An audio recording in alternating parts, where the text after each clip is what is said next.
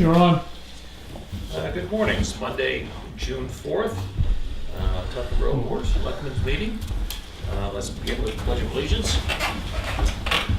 Pledge allegiance to the flag of the United States of America and to the republic for which it stands, one nation, under God, indivisible, with liberty and justice for all. Okay, we'll start with public input. And I see we have an esteemed elected official with us this morning. Come on down. Good morning, Mr. Chairman. Welcome. Good morning, gentlemen. Good to see you. I'm going to leave some business cards here. Okay. Just so you can have them and a little bit about the council. Okay. I just wanted to just let you know this time of year I'm out and about, stopping in the selectmen's meetings, just letting them know what's been going on a little bit. And to let them know a little about what grants are available to local communities. And so basically we've got three functions. We vote on most state contracts.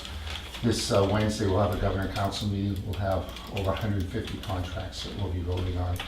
Anything from health and human services to DOT to environmental services. We'll have a lot of discussion on Wednesday on a lot of different contracts. Secondly, we vote on all boards and commissions. So if any citizen's interested in participating in a board or commission, you can contact the governor's office, Ellie Galt at 271-8790. And he's always looking for citizens to participate in some of these boards. And lastly, we do judicial appointments. And so we've had probably the last year and a half, approximately about 11 or 12 appointments to the bench. And we've had a couple of folks that just retired. The North Country is really looking for more judges. Judge Rapper is retiring. And so we really have in Corliss County only one full-time judge, Judge Boyle. He's 62, so he has to retire in the next 3 years. So it's so. He can sit till 70. Can he sit till 70? Yeah. Okay. I'm always thinking there's a cutoff there. Yeah, 70. But in retrospect, it's still relatively late in his career that he would be assigned as judge. So we're looking for new judges. I think they have this thing called the Judicial Selection Committee, and there's a few folks that have applied to that. So we'll see what comes out of it. So probably the next couple of months we'll probably be hearing some announcement of some appointments up here in the North Country or the Lakes region. Because I represent from Claremont to Pittsburgh to Milton, so it's 3 distinctive regions. So Monday through Friday, I'm always on the road. I was in Pittsburgh, Colebrook, and Lancaster last week, attending various ceremonies and functions. But from a municipal standpoint, I tend to work very closely with the Department of Transportation. A couple of years ago, it was 171 resurfacing. The roads are terrible. DOT acted on that. I think we're getting in District 1 about between 450, 500 miles of resurfacing projects that are going on this summer. So if you're scheduling a long distance drive, to the North Country, you might want to factor in that there's going to be some road work along the way. Additionally, there's a lot of grants. There's a new water drinking trust fund, which has about $276 million in it. So that's become a very popular go-to program for replacement of water systems. And so the other one that just came out, the DOT just announced, a very popular one, is it's a TAP grant. It's a Transportation Alternative Program. And so there'll be a few $1 million in that fund. And that typically is for sidewalks and beautification projects. And so that's usually, we usually get a lot of applications for that. And then more recently, there was a cutoff of the Northern Borders Commission grant, May 9th. And I think there's about 2.8 million in that round. So that's usually a yearly program that municipalities and nonprofits can apply to. And that's usually has different categories. Could be economic development, telecommunications, and the like. One thing that you probably have heard a little bit, it's about FirstNet. FirstNet is the first responder interoperability telecommunications system that's being built out here in central and northern New Hampshire. There's about 48 towers that are going to be built, either towers that already exist or additional towers that are going to be built. So that's going to help out with not only first responders, but there's also going to be some commercial activity along with that. So particularly in the northern part of the state, which I was there last week, I think Stratford, town of Stratford, it had 2 towers that just built. There was one up in Pittsburgh. There's been another sighting down in Pittsburgh and one in Errol. So they're really working very hard, but it's going to be probably about 4 years that's going to take to build out the FirstNet system. But for the fire service, for the police service, all the first responders are really excited about this new system that's coming in place. The other thing, a couple of meetings ago, we did pass the Motorola contract, which is going to upgrade to all the old Motorola systems around the state. And I believe Speak Communications is going to be beneficiary as one of the major subcontractors to work that job, particularly in this area. So we're excited about that. Communications is going to get better here in New Hampshire in the next 4 years. So that's good. That's good news. Other traditional grant programs, we have the Community Development Block Grant Program, which is very popular for public facilities. That's run through the CDFA, the Community Development Finance Authority. And then we also have another popular grant, usually through USDA, which are a lot of your water and sewage systems. So, but if there's anything that Tufton Borough needs that they're working towards, infrastructure or something like that, let me know, because I tend to know where the buckets and money are located. And so I'm always ready to advocate for my district. And last, I just wanted to mention that the governor has worked hard, the Director of Emergency Services, Perry Plummer, and Commissioner of Education, on putting out millions and millions of dollars in contracts to improve our school safety security systems. And it's we're going to see even more contracts before Governing Council in the next few weeks, I think an additional $10 million. But I think roughly there's going to be over $20 million when it's all said and done to improve these schools. And a lot of it's could be entranceways, alarm systems, things that are going to improve the security aspect of the school.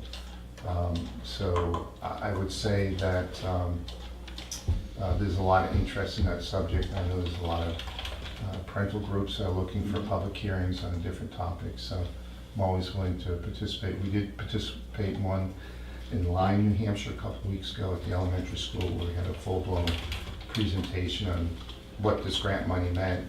Talked about school safety and the pros and cons of, gun, safety and things of that nature in the school system. But it's a hot topic. It's on a lot of people's minds, so we definitely want to address it in the New Hampshire way. So with that, I just wanted to pop in and introduce myself and let you know I'm out there working the district.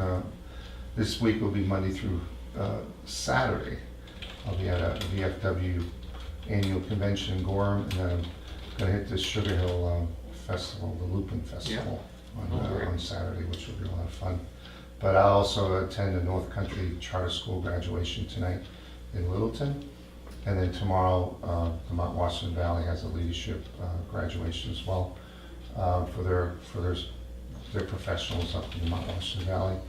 And Wednesday will be Governing Council meeting. I'll be in Guilford at 2 o'clock to talk to marine construction owners with the DES commissioner. And then later that evening, I'll be somewhere else. I think I'll be I'll be in Laconia. The Lakes Shore it's the Economic Redevelopment Commission. There's 200 acres in Laconia, the old state property, with 28 mothball buildings. So there's been a new commission to see how they might be able to redevelop that. And so that's been a long time coming. And then Thursday, I'll be back in Guilford and Gunstock for the kickoff of Motorcycle Week, in which the governor and local officials will be attending. So that Will you should be a lot of riding fun. your Harley? No, the mayor of Laconia has a Harley. He'll be riding his. I just towed around the car. I still have a kid that's 2 kids in school, and one's going to college and one's ready to 8th grade. So I'm not buying any extra toys these days. Yeah. And the other thing I wanted to, it's hot off the press, Mount Sunapee is being sold over in the Sunapee area, the Mount Sunapee Resort. Mhm. And so I just got the word this morning that it's a group out of Vail who owns a large consortium of So the ski rental resorts. didn't work out. Well, they sold it to Oxif, which was kind of a real estate holding company. And the Mueller family was the operational managers. So this company is gonna buy out the management and also the lease. So they are in essence in the business of the ski business. So we're not selling property, which is, they're just. Buying the operations The and business is changing hands. Yes, Yeah, exactly. okay. Yeah, because I don't think the state's gonna ever wanna give up that property. Well, when you said it's being sold, I thought, that's kind of unusual, but yeah, Right. No, the it's- business is being sold. The business, no, that's a very good point. So, well, thank you, I just wanted to pop in. So I got a couple of follow-ups Go here. ahead, The absolutely. Motorola contract, Yes. what exactly is that? I mean, and how does that extend into the local communities? I mean, I know our first responders use Motorola equipment, which we purchase. So is this upgrade purchasing equipment for the local communities, or is it regional stuff? I think it's mostly, a lot of the towers, two-way repeater systems, is they're old and antiquated, and so they literally have to search nationally for parts if something breaks down. Whereas the new system will be all new to meet the new technology, and they'll have backup, parts that will last for many, many years. Whereas the old system on these cell towers, if you will, the repeaters, they were breaking down, and they've been out there for at least 20 years. So I think it's an opportunity to upgrade it. It's just going to allow someone, who's on a call, pick up their radio and be able to communicate to point and know that it's going to be fluid.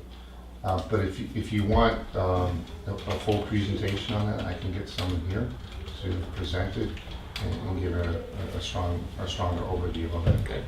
Well, our police and fire chiefs may be aware of what's going on already, so, no, not aware, okay. First I've heard. Okay, so we definitely would, it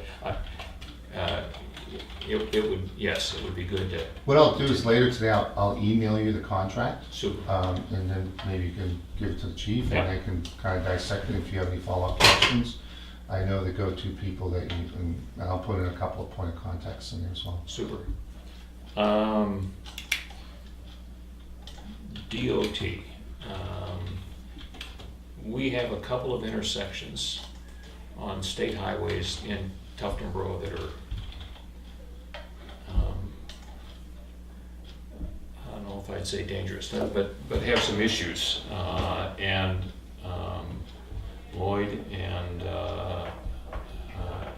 another volunteer here in town have been working through the Transportation Advisory Committee with LRPC for several years. We had some engagement with DOT on them, basically to the level of, oh yeah, we're aware of it, but those are hard problems. Don't know if you're aware of it, but just want to raise the visibility level. One is at Ledgeshell Road and 171 up at Tuftonboro Corner. It's a cross intersection, but the sight lines, because of closeness of residences to the intersection, are terrible. And over the years, there have been a number of situations where we've had almost accidents, and I think there have been some accidents there as a result of that. So again, based upon where building placement is and that sort of thing, there's not a straightforward, at least from what I can see, way to deal with it, but it is something that it's not going to go away.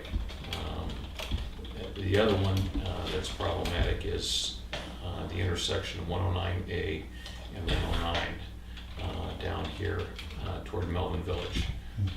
The two come together in a Y on a grade change that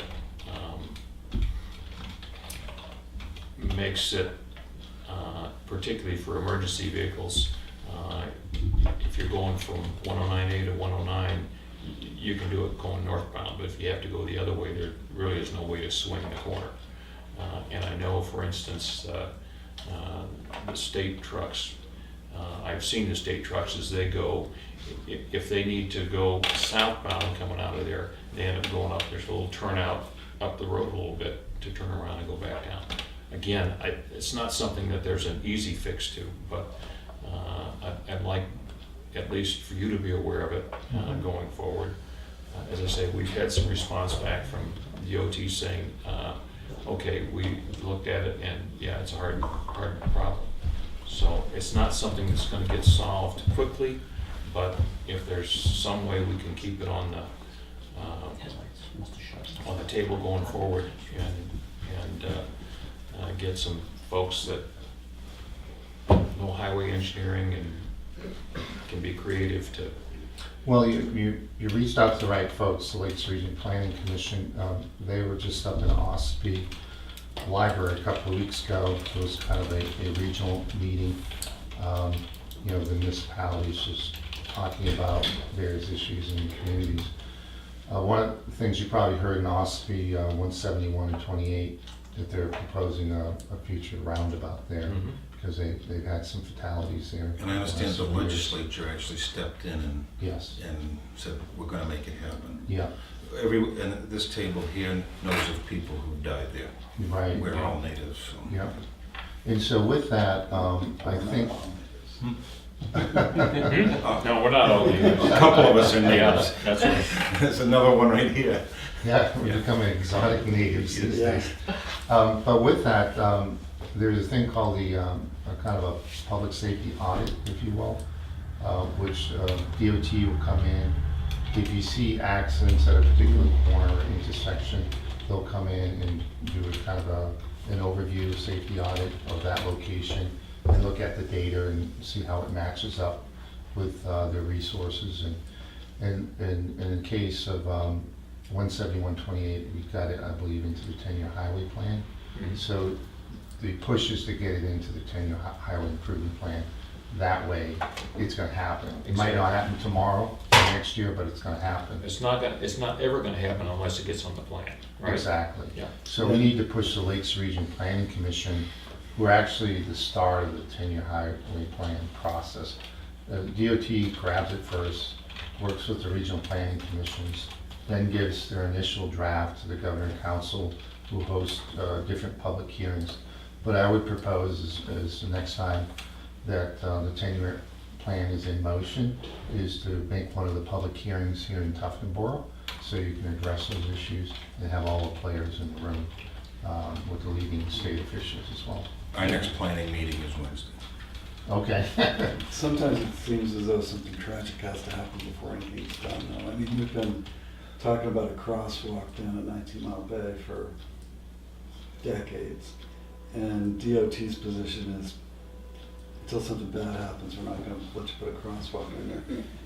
And yet, you've got a public beach on one side, we did have a store, I'm sure the store will open again at some point in time, and an ice cream stand on the other side of 109. The same thing down here at the Tufton Borough store, there's parking on both sides of the road, so, but until something bad happens, I guess DOT doesn't want to. No, it's a good point. We have a couple of roads up near the soldiers' home that absolutely need to get done. And at one point, I remember we had an emergency project up in Lancaster as we headed towards Dalton. I believe that's 145, I believe. But the road got totally washed out. So it was about $800,000 fix. But it was an emergency fix. So I was told, well, council, we could do this road if it got washed out. I mean, so you're basically saying that in its current condition, you won't fix it because it's deplorable, but if it washes out, you'll be able to tap into some emergency funds to do the road. So it is true, you know, Chip, that ultimately it comes down to an emergency situation before they act. It's unfortunate, but I think a lot of it is with the limited resources that we have, because a lot of that money, quite frankly, went down to I-93, went along the seacoast. We have, I think it's about $26 million a year in indebtedness that we just pay out for Garvey bonds each year for the next 10 or 15 years, that those resources would push south, and that we need to balance the table, if you will. Push south to northern Massachusetts, as we call it. I wanted to add to your conversation, anything else? No. This is good news and it's a compliment, and sometimes us guys don't pass out enough compliments. There were 3 projects we identified as safety issues. Tuftonboro Corner, the intersection, and the third one was go from the Mirror Lake Church past the Libby Museum, and there was water that seeped up every day of the year, every night of the year, whether there was ice there or not. And sat down with Mark Howard, who represents the town. His father, by the way, was a long-term legislator years ago from Tuftonboro. Oh, yeah, Godfrey. Yes, and he has worked with the engineers from the state of New Hampshire. It's non-adversarial. Mike Izzard has retired. Susan Slack is now Lakes Region Planning. He's also the moderator in Cunningham. Do you recognize the name like this? If there are 2 people that work with the representatives, the engineers of the state from New Hampshire, and it's a non-adversarial relationship. The first thing is, out of the 3 projects, last winter was the first winter where there was no leaking for about a mile of road on 109. And knock on wood, we'll see if it goes another couple of years. But the state said what we're going to do is there's a number of projects there, we're going to pool our resources.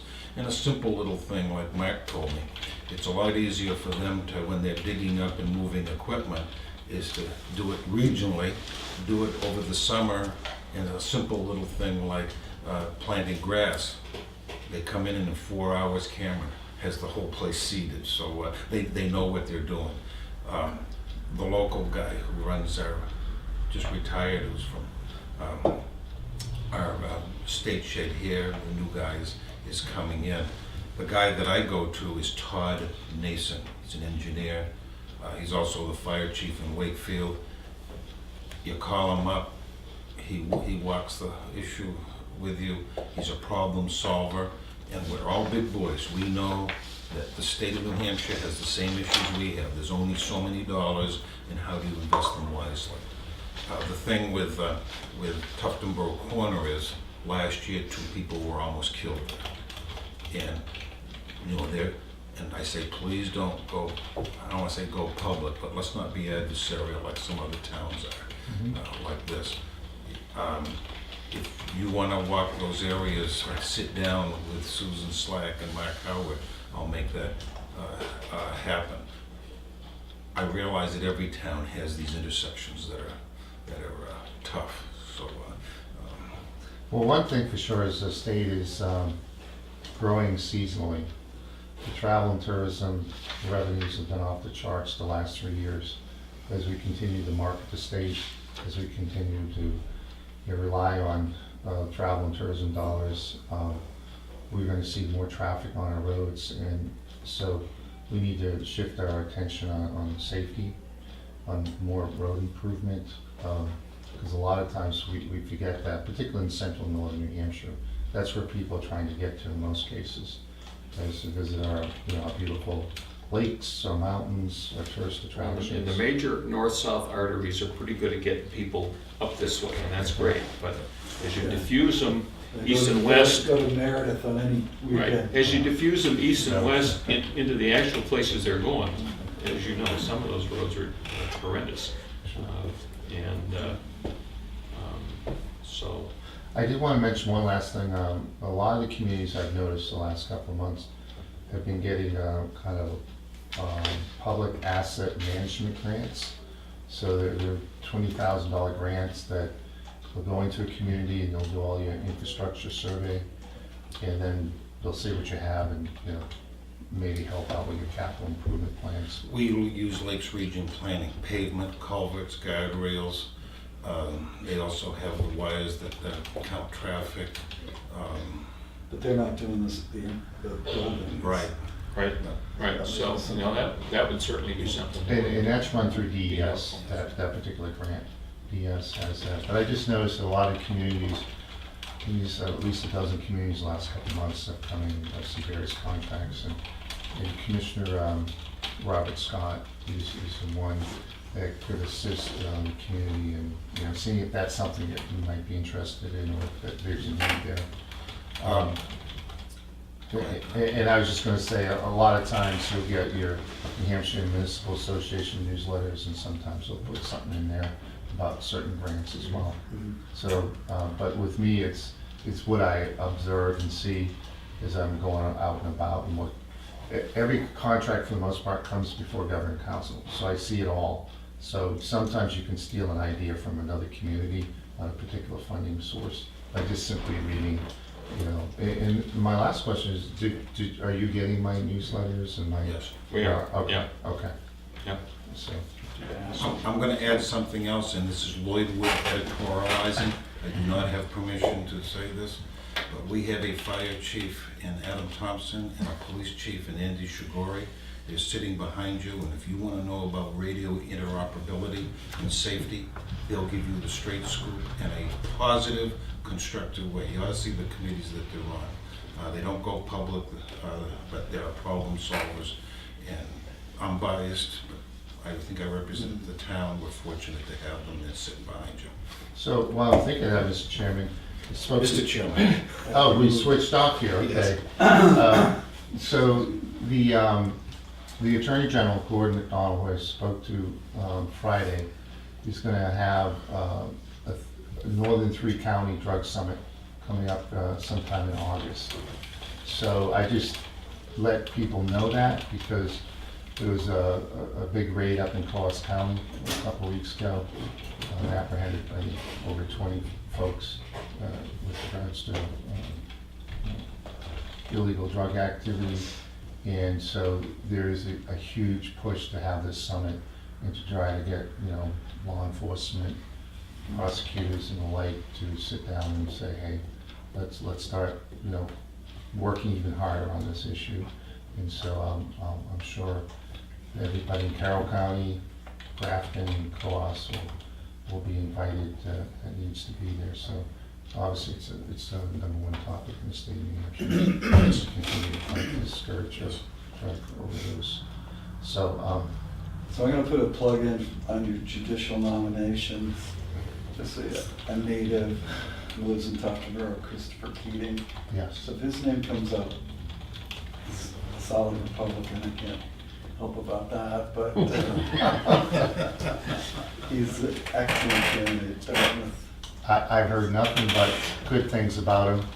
Yeah. And even the local barber knows him, so I'm like, if the local barber knows him, he's obviously doing quite well. That's the key. Yeah. Great, well, thank you. One final Oh, question. Yes.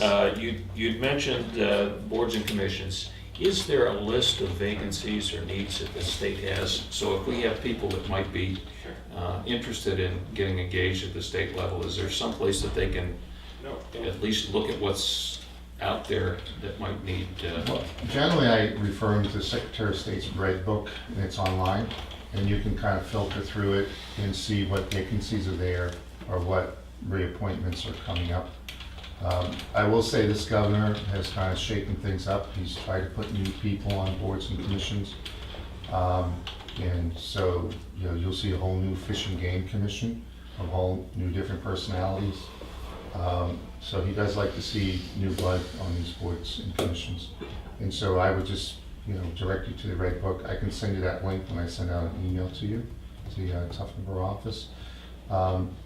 I personally think that the state governor's office needs to go to a complete new software system for boards and commissions, whereby it might be green, You know, they're in their term. Yellow, they're nearing the end of the term. In red, we need someone. But to come up with some simple way that the citizens could access this and see what's available. Right now, you almost kind of have to do your research to get to the red book and, you know, do the inventory. But that's just me.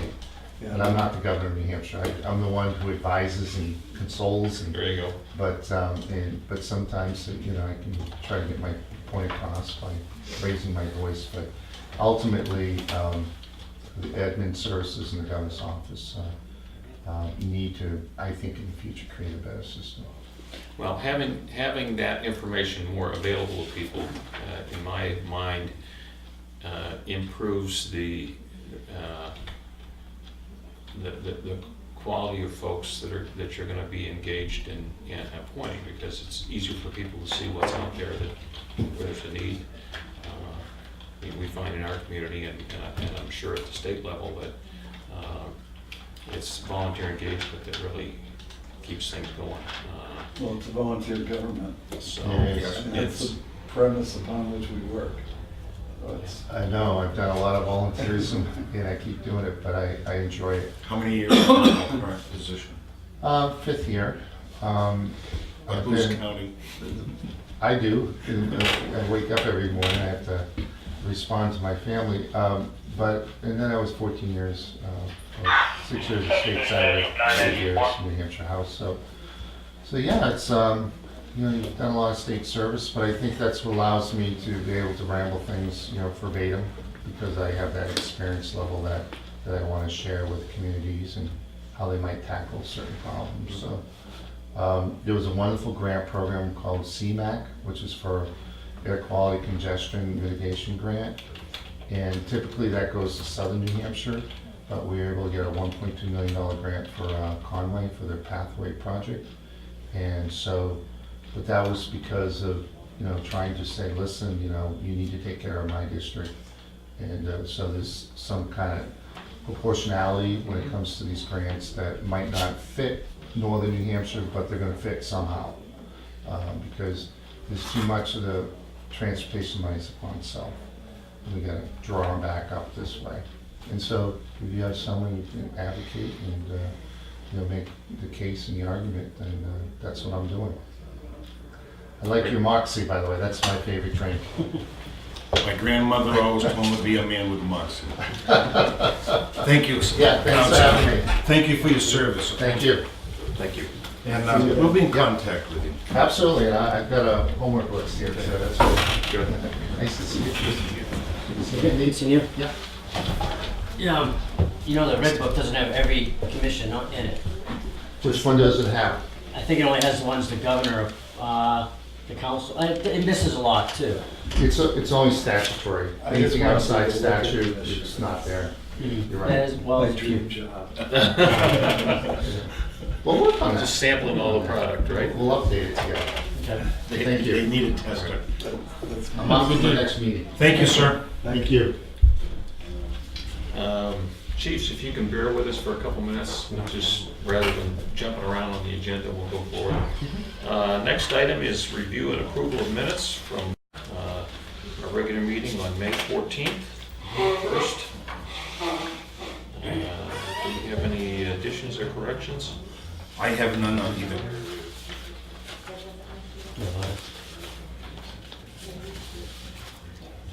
So I'll move approval as Yeah, we written. got it. Okay. Second. All those in favor? Aye. Opposed? All right, motion passes. May 17th, work session.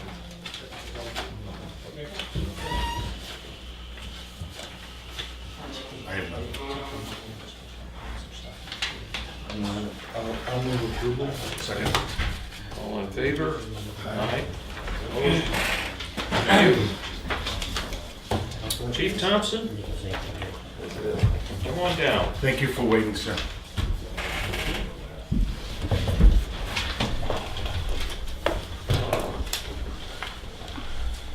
I think you already have a copy of Uh, the information. In the appointment folder, Yeah, we got, It's in the purple. purple, yeah.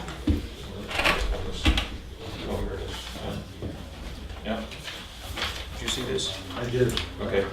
Yep. Yep. Okay, chief, the floor is yours. I don't know how much, you want me to just read this 3-page item over, or if you want to just synopsis of it? I think a synopsis is fine. Yeah. Okay, so after going through the 7 bids, our committee came up with 3 different bidders that met the qualifications as far as one being under the amount of money that we have for $580,000. Those 3 were Alexis, Toyne, and Rosenbauer. For Alexis was $572,609. Toyne was $577,345.69, and Rosenbauer was $578,680. Rosenbauer a week later came in with a $14,500 bid offer on our engine 2, which was not part of their bid spec as far as it goes. So it's not fair to the other companies that they were then out of any less money on their bid quote. So it's sort of a way to get your price a little bit, see what everybody else Yes. does, and then say, oh, And then, well, here oh, we by go. the way. Yeah. And I believe that, whatever company that had talked with us was aware that we had a truck that we were looking to get rid of as far as it goes, for a trade or something along that lines. But there were some other issues with Rosenbauer as well. correct? Yes. So it wasn't just the, No, there is really no local service. Their service is out of North Haven, Connecticut. However, Ringe, New Hampshire is where their dealer is that put everything together. They're saying that they have mobile service from the North Haven, Connecticut area, but the 2 top bidders that we have both locally have dealers, one in Tamworth and the other one's in Milton. So they're very close. The other thing with the 2 top dealers is that we have trucks from both of them right now. We've been very happy with both of them as far as the companies and as far as service that they have done with our apparatus. And all the equipment is the same on all 3 of these? The equipment is not the same on all 3. Going down through and looking at everything, some manufacturers put more than was required as far as safety and equipment and things like that, and some put less as far as it goes. And even with some of the other manufacturers, once you start looking at the specs, you see that one truck has 2,000 gallons on a 6-wheel chassis versus a 10-wheel chassis. And how they do that, I have no idea, because there's a lot of weight in particular that case. What we had found for the 2 that we have as far as Alexis and Toyne, we chose Toyne out of the 2. One, because they had approximately $11,200 more in their truck as far as safety features and equipment and things like that Alexis did not have. They have a slightly better turning radius because the truck is a little bit shorter as far as it goes, but it all came down to when it comes, they had the same engine. They're going to be on basically the same chassis as far as truck-wise, but with Toyne, they went into things a little bit deeper as far as safety-wise. Toyne offered the best overall as far as not only value but safety. They included items in their specific bid that other manufacturers did not, including optional cab safety system, front side airbags, seat belt tensioners. Alexis did not have that, which made them a little bit less as far as money wise. An automatic direct 4-inch tank fill valve, which is called a Fireman's Friend brand. Alexis only had a 2.5-inch manual valve. So the Toyn is an automatic valve. We don't have to touch it. You Just hook a hose to it, Just hook a yeah. hose to it. The water goes in. You take the hose off. The water That's stops. 4-inch. And it's 4-inch versus 2.5. Yeah. And it's going to be a 4-inch line that is attaching to that. So that's quite a difference right there as far as that goes. As far as hoses, stainless steel piping for the cross lays and maximum 2-inch hoses on the Toyn. The Alexis had an 1.5-inch piping. One of the pre-connects that we have is 2-inch. So why downsize with that? That's extra money right there and extra quality.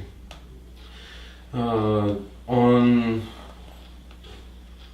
the Toyn, they had they had pre-primers on all 6 of the section areas. And as far as Alexis, they do not. And pre-primers, those are electric primers versus just one single primer for the whole system.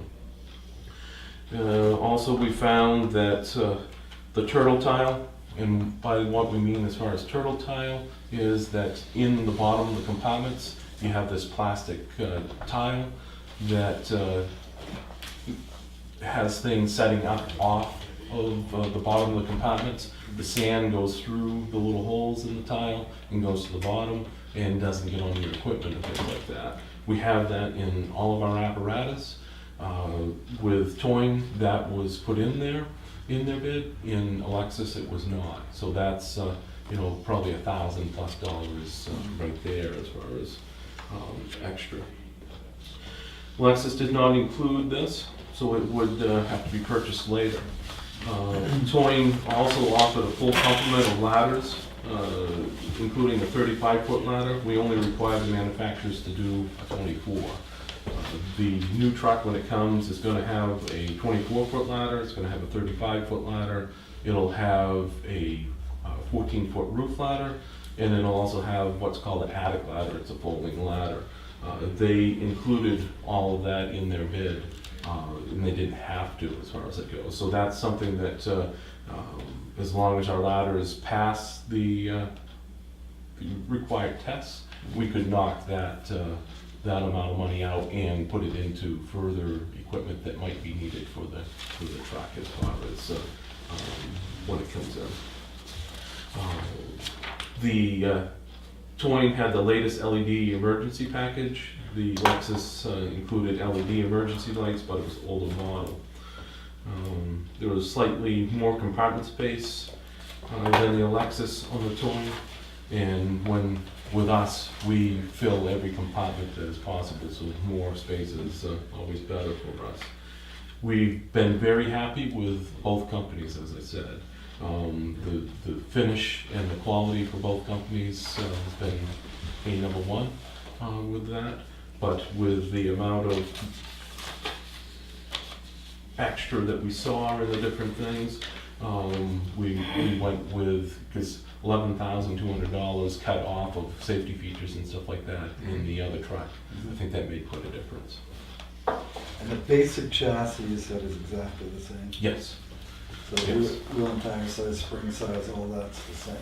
Okay.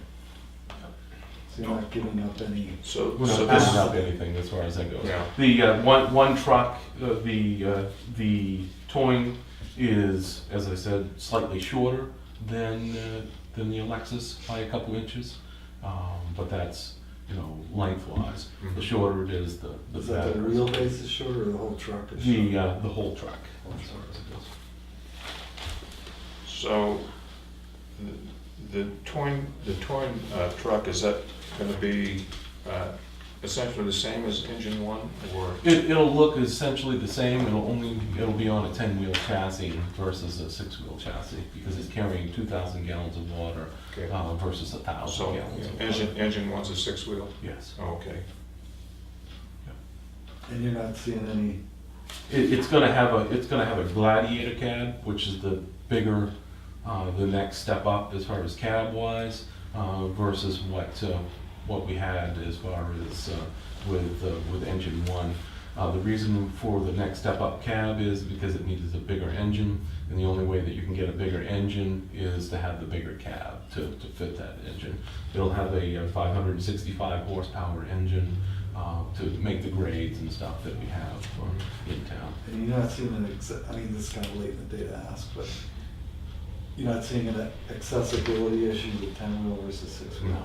Our engine 4 will go anywhere that our engine 2 currently will go. Actually, it goes better because it's the front cab as far as it goes. With the cab forward, cab over, whichever you want to call it, it has a much better turning radius that we have.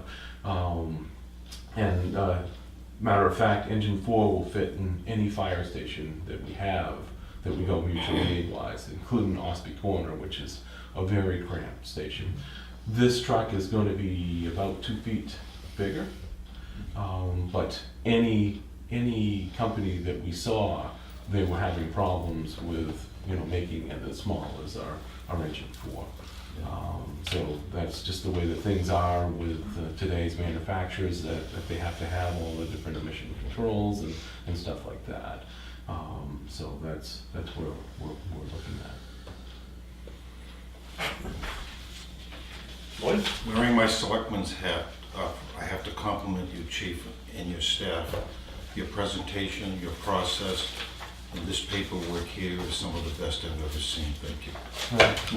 One thing that I noticed is, and from riding in fire trucks, the Toyne versus the Alexis, it's 15.5 more cubic feet inside. And when you're in bunker gear and trying to put an air pack on, that makes a difference. So whether it was good fortune or good vision on you and your staff's part, thank you. No, I think that either company will build us a quality truck. It's unfortunate that we have to choose as far as that goes, but that's what you have to do. Well, when it comes down to it's it. nice that we have the opportunity to choose. Nice that we have choices. Awarding a bid today?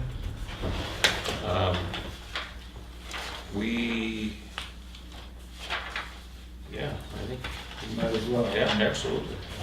I don't have to look at this guy anymore. We like looking at Yeah. it.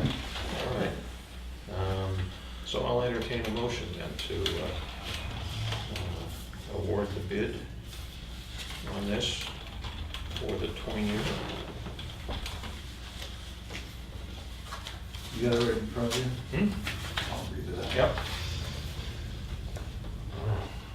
So bid for, we're awarding a bid for the new fire truck to Toyne, T-O-Y-N-E, for the cost of $577,345.69. Do I have a second? That sounds good. Yep. And I'll second. Any discussion? Good job. All those in favor? Aye. Aye. Opposed? All right, good. And you're now gonna talk with the We'll leasing talk with- company and you'll, Leasing company, the dealership, yep, and we're hoping that, as far as where it's taken a little bit longer, that we can get into the, it's usually like 365 days out as far as truck wise yep, and things like that, so we'll keep you updated for that. okay, good. As far as radio wise, I haven't heard anything new as far as, that might have been something that happened as far as past months.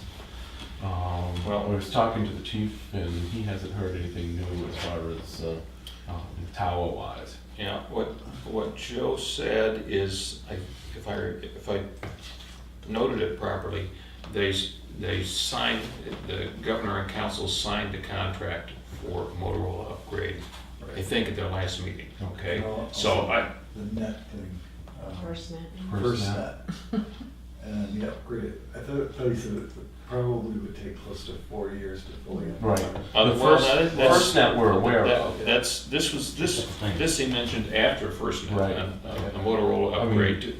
The idea I got is this is whatever the existing systems are, repeaters and Yes. towers and stuff, that the state is gonna upgrade those. We have at least 5 towers that have repeaters that are in them as far as mutual aid wise or Anyway. in our section. He's gonna send Karen over a link to whatever this is, and Yeah, copy so and we can get contact. smart about what's, it sounds as though it will help us out. I think it's the Homeland Security grant. We got Carroll County put in, they've done stages on it. They're still working on stage Stage 2. 2. But the third stage, if you will, and we're not calling it stages anymore, but the third step along, the next step along the process. But he said it was statewide. It's, So- this is a statewide contract, is I don't what know, he maybe said. it's for the state, I don't know. That would be a good thing as Yeah. far as if they're replacing the the current Quantar repeaters that we have, because they're Hmm. thousands and thousands of dollars, 55,000 or Mhm. more a piece.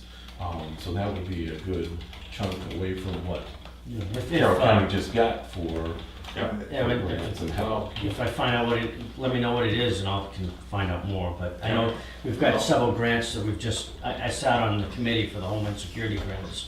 Mhm. I couldn't vote on the Carroll County one, but, I did see, we did get awarded a grant, they asked for like $1 million, they got like 400,000, because it's pretty pricey each step they're Yeah. going, but Yeah. that's why we don't call it the third step, because it's still more ongoing. Mhm. One of the concerns was that in the past, though, Carroll County has put in for almost 100% funding for all their grants. In other words, where's the matching commitment? if you will? So that's something that, as a county, they've got to think about too. Yeah, well, Karen, when you get that link, the information that Counselor Kenny sends, you'll forward it to Adam and Andy, Sure. so then we'll try and get smart on it. The first night, I know they signed it, but there's still some issues that they're trying to resolve.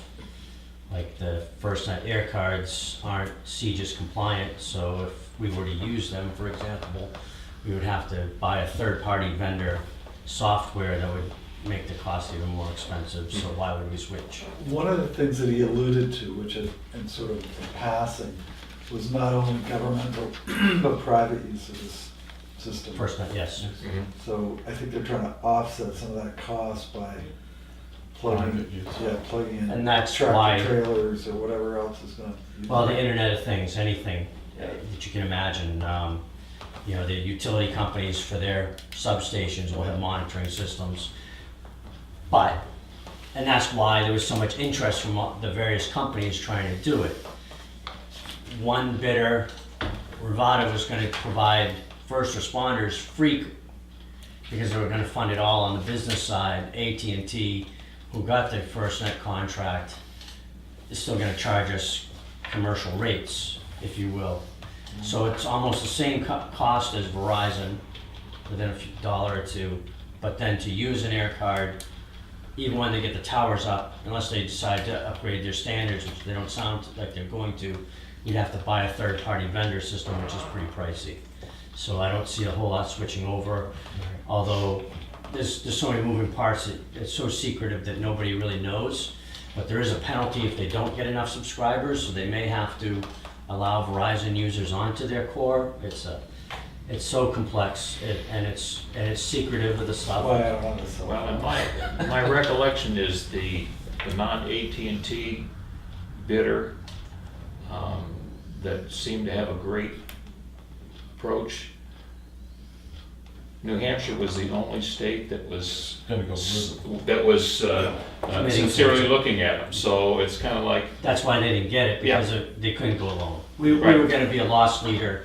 right, If Colorado or California got on, then they'd be sitting fat, Right. that's where, but it's billed out for it's like it's a 25-year contract, 30-year contract or something.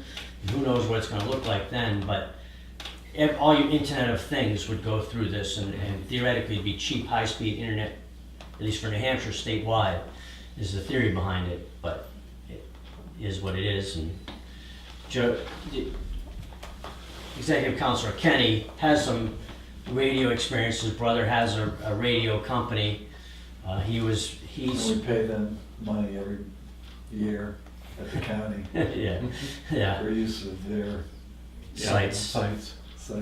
And so he has some knowledge there. He and I had some discussions about Rivada versus AT&T. He was of the belief that AT&T was a better option because, and the standpoint is that they are an established company that had a footprint already that could have, do it, have a proven track record, and have the resources to be able to do what they said they could do, versus the other, which has which is kind of a startup, if you will, but not really a startup. But So out of the 48 sites that they're gonna build, are any of them locally?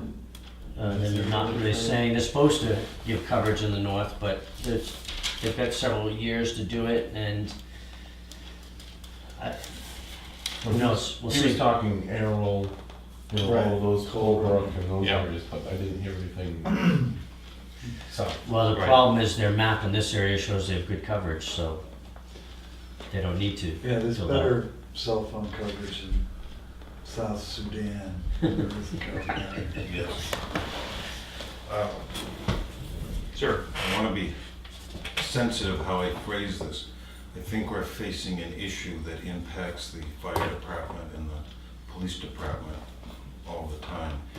Can we talk about that today? But I think it's going to have to come at the end of the meeting. So does that mean inviting these people back, or how do we handle that? I'm being a little cryptic, but you guys know exactly what I'm Yeah. talking Yeah. about. Well, does it make sense to talk about it today, or to get a little smarter on whatever it is that they did with this contract and put it on the agenda for our next meeting, Or do a work session or whatever, or some other time? It impacts these people It tremendously. does. My concern about just staying on it today is we don't know anything about what. Maybe you talking a different thing, Yeah, you- like a non-public type thing, or He's talking about a non-public, Yes, Okay, I think he's not talking radios. he's not talking No. radios. Oh, I'm talking a certain individual. oh, yeah, yes, we are gonna have a non-public at the end of the meeting regarding that. And I don't know how long we're gonna be, So so that's fine. So, Yeah. Well, we won't be that one. what about you? No. I gotta check the time, I think it's, as long as you don't have to freeze too late, I can do it, because I've got training this afternoon down in Concord. Well, We're talking before noontime. Yeah. obviously. Yeah, yes, perfect. absolutely. We'll do it. Absolutely. We'll get this done. Okay, You guys are the first line of defense and the last line of defense. so you will have a lease contract for us before too long yes, to sign, right? Okay, so you'll have to see me again.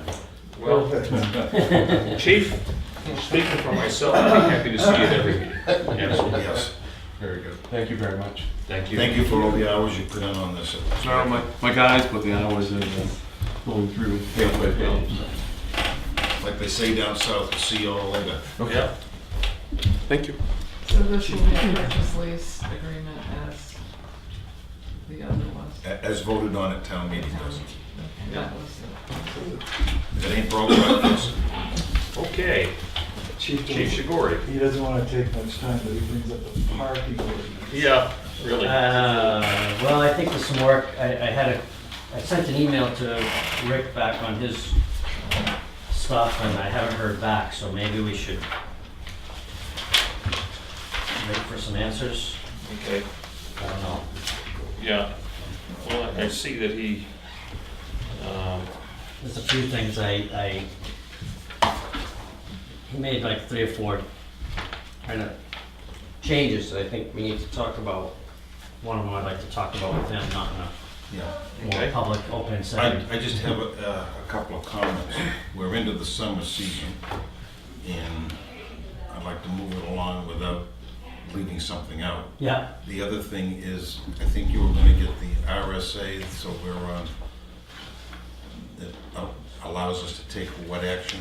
yeah, I think it's 3139 is the one that gives us, Okay. yeah, it's cited here, but I'll Okay. double check on that. The only thing is, I'm I'm interested in, as a selectman, rehabilitating my image. And we had a couple of snafus Yep.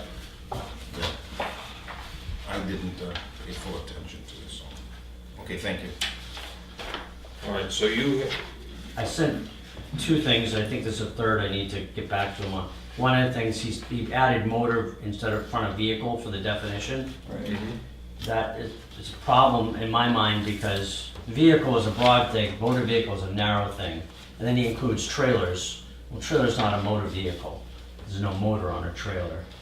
So your preferred language is what? Is vehicle. Okay. On line, like page 1, line 10, he added motor, and then he adds which includes. That's, so I bounced that off him, I haven't heard a response back, because he sent it, I got it late Thursday. There was a couple other things. One of the things he mentioned was that each of these sections, like 19 Mile Bay Beach parking lot, for example, I put the prohibitions, like the hours and all that, and I said, well, that was, the selectman asked me to take, he said, there's two sections with prohibitions, if you will. Prohibition section, then you moved stuff into each individual part, and I said, well, the selectman asked me to do that, so. What was his recommendation? He just said you don't need to have it in both places, is what his thought was, but. Okay. Or if there are additional restrictions, put them in a separate section. Yeah, so, and there was another thing he talks about, and I don't know he had a thing, well, one thing he talked about having stickers and stamps on trailers, and we require them to be affixed to, in the 19 Mile Bay parking lot. right, The only requirement there is that they be affixed to a vehicle if they're there overnight. Right. He kind of changed that wording around, I don't think he has the concept. the gist of the history behind some of the, and there's a couple other points in there too, I tried to explain the history. Excuse me, did he use Sager? Yes, You got Attorney that, Sager, right? yeah. Okay. He reviewed it and made some comments and I responded Just wanted back. to make sure that Yeah. it's Sager. Yeah. And so I responded back to those and I haven't heard back yet. And you've got another question in addition to those? You mentioned something else that you've missed. Well, he talked about, he did talk about the disabled parking down at Union Wharf, which I Right. tried to explain how that came about as to what it is. And he also talked about parking lot or areas maintained as parking lots, and I was concerned that that would take like, if we don't maintain something as a parking lot, do we have any control over the hours somebody parks on it? For example, down at the Rec area? rec area, I was gonna use the Gould House? Gould House, there we go, I couldn't think of the name. The Gould House, if somebody parked there, it's not maintained as a parking area. What control do we have over, if we're only restricting this to parking areas and areas maintained as parking areas? Well, it's kind of in between right now. It's Yeah. now mowed by the town. It's now plowed every other storm by the town. Is it a parking lot like the fire station? No, but it's certainly creeping into. And that was my concern, is that if somebody were to park outside those hours there, does this, by restricting this to parking lots and areas maintained as parking lots, are we gonna have the power to deal with somebody parking I there? agree with you, I don't see any problem with saying, hey, any town-owned property. We don't have an issue or problem there now, but if we put it in the ordinance that is covered, so and then we see that we have folks that are into an area and using it for overnight parking, then it's just a matter of putting the signs up and enforcing it. So those are some of the things I wanted to go run by him to see if, Okay, he might have had a good reason for it though too. is Sure. to- All right. Yep, make it happen. so, So those are the things that I was trying to. all right, so we're not ready to move this yet. I'd like to get his thoughts on those All right. things. I'm gonna ask that we put it on the agenda for next Monday's meeting. Okay. All right, Yeah. so, and my hope is that we will have a draft by next Monday that we can approve and schedule a public hearing, Yeah. so we can move this thing forward and get it on the books. April 4th. That's the as soon big, as we that's the can. big one. Yep, yep, well, absolutely. As soon as school gets out, it starts getting busier, but Yeah. the 4th is the one that's Right. gonna be the, Yep, absolutely. All right. Gentlemen, anything else on the parking ordinance at this point? I'm good. All right. and then the radar sign quotes, I gave you those. Yep. And, Go ahead. okay.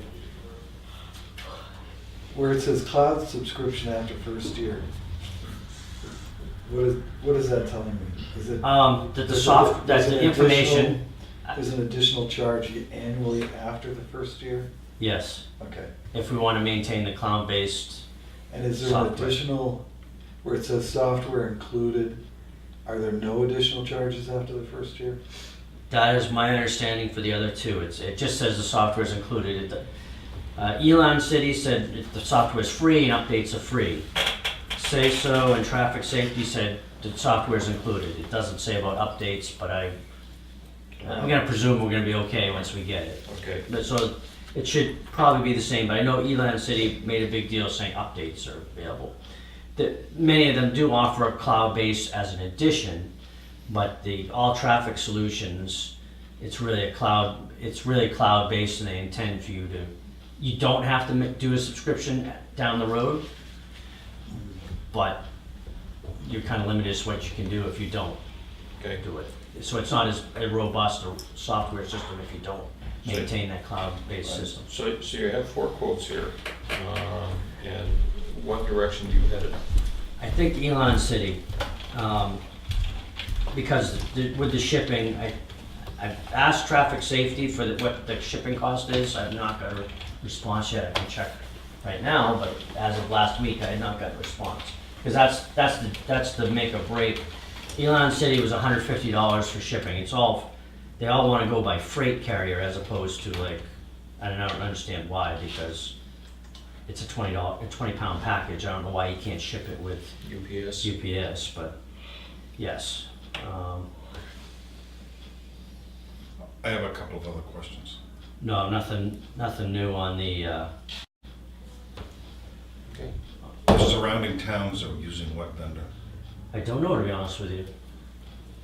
I know, Marlboro got theirs a while ago, so I don't know where they got theirs.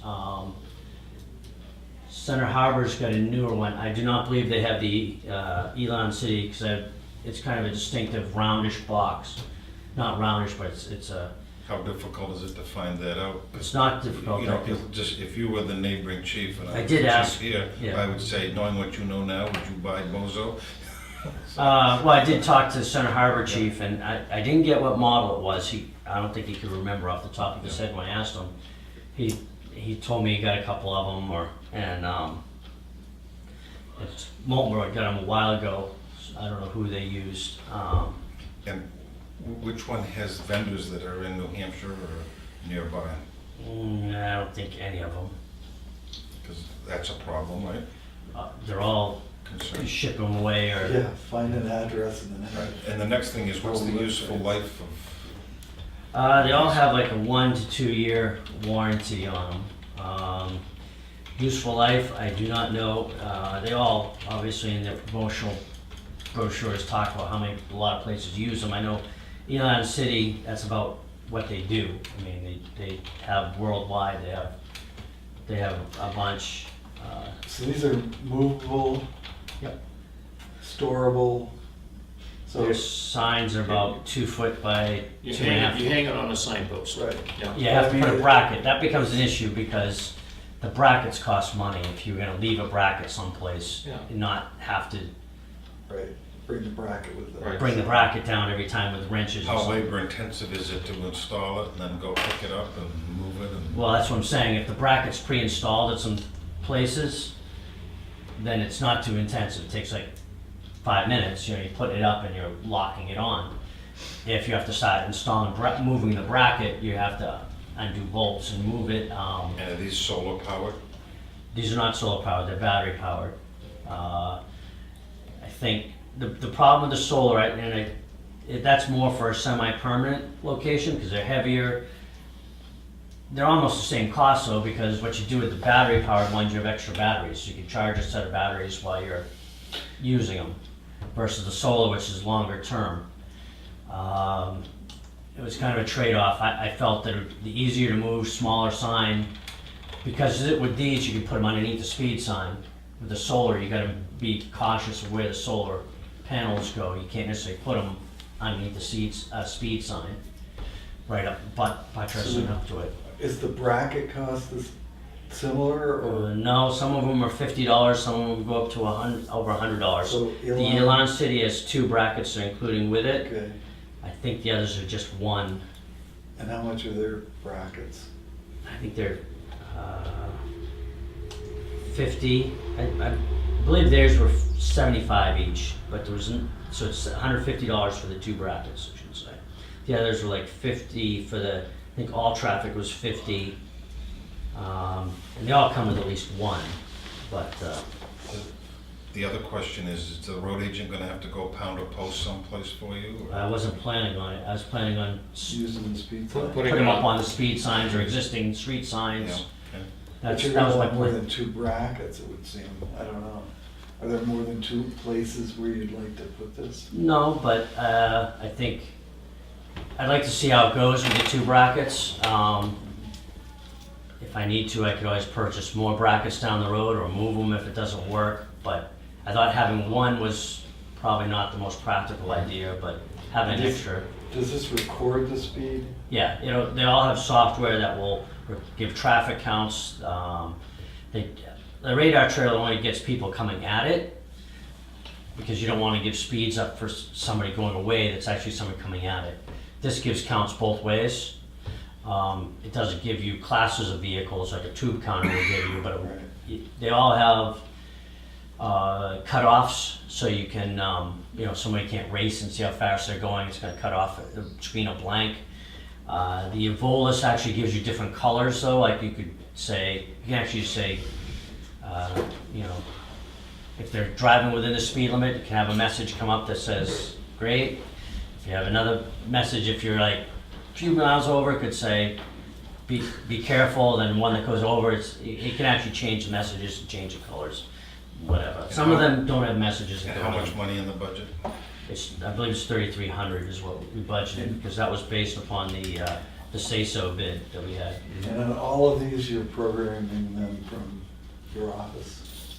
No, You have to go there and you have to go there. plug it in? That would take an additional up over all of these. Even the cloud-based one? Even the cloud-based one, that's just software doing the data analysis is cloud-based. To do the other, you would need cellular coverage. Although I think, let me back up, I think all traffic, you can get it. It may come with it. That's the one it's very robust. The all traffic solutions is very robust. It's got the camera, which you can shut off. It's got all this other stuff, all these other options. They're selling you the good one, and then they're giving you a discount to try and get you into the subscription. But that one you can, I believe that one does come with the Internet of Things, the cellular data, which will send it. The others you have to go up to, they'll do it by Bluetooth. You don't have to connect directly. So all traffic or traffic safety? All traffic. All traffic. All traffic's the one I believe does do cellular for again, I think that's part of the subscription package. And that's one that has a camera in it as well, which is something that, I'd have to shut off. we cannot use in the state of New Hampshire. Right. So, But is it worth $700 to be able to program it from the office as opposed to sending an officer out there every time you want to change something? I don't know. But they'll all give you the data online? So let's say you've got a sign up on Ledge Hill Road Yep. and it's been there a month. Mm-hmm. I want to know how many cars and trucks have gone over that road. Can you just go on your computer and find that out? Or do you have to drive to the sign? I have to drive to it, download it on my phone, get the data, then I can put it in my computer. I'm imagining, I'm not 100% sure the software would actually reside on, In the computer box. in the office. the all traffic, you can get, I know several of the others, I'm not sure about Sergeant the say-so, but the traffic safety and E-Line also offer cloud-based as an option upgrade. I didn't ask for that, It just, I mean, you know, public opinion aside, I don't find that your time is absolutely worthless. So if we're spending a lot of time on the road traffic, managing this sign, if you will, versus having it just part of the program of downloading information into the office, and actually, it just would seem a lot more efficient.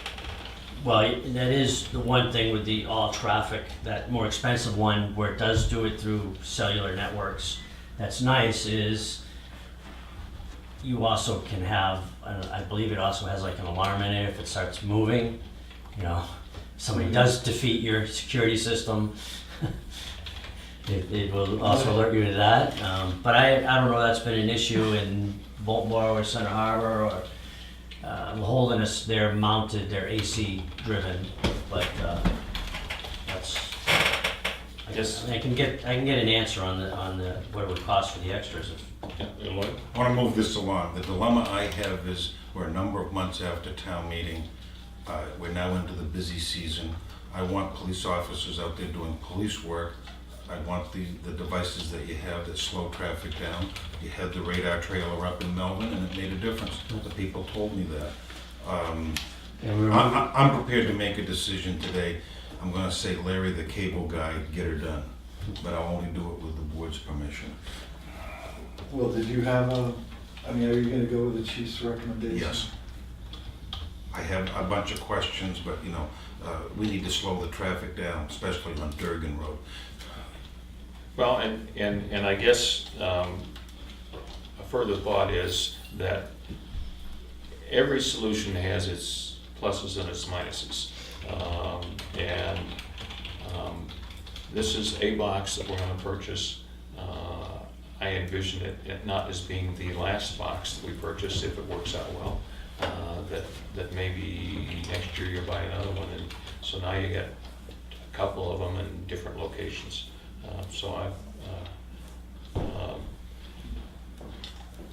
While extra bells and whistles is great, don't know how long it takes to do a data download at the box, but your officers are on patrol every day, and so I presume that if it's got a Bluetooth connection, as they're on patrol, they can stop out there, spend I don't think it'll take five, more than 5 minutes, right?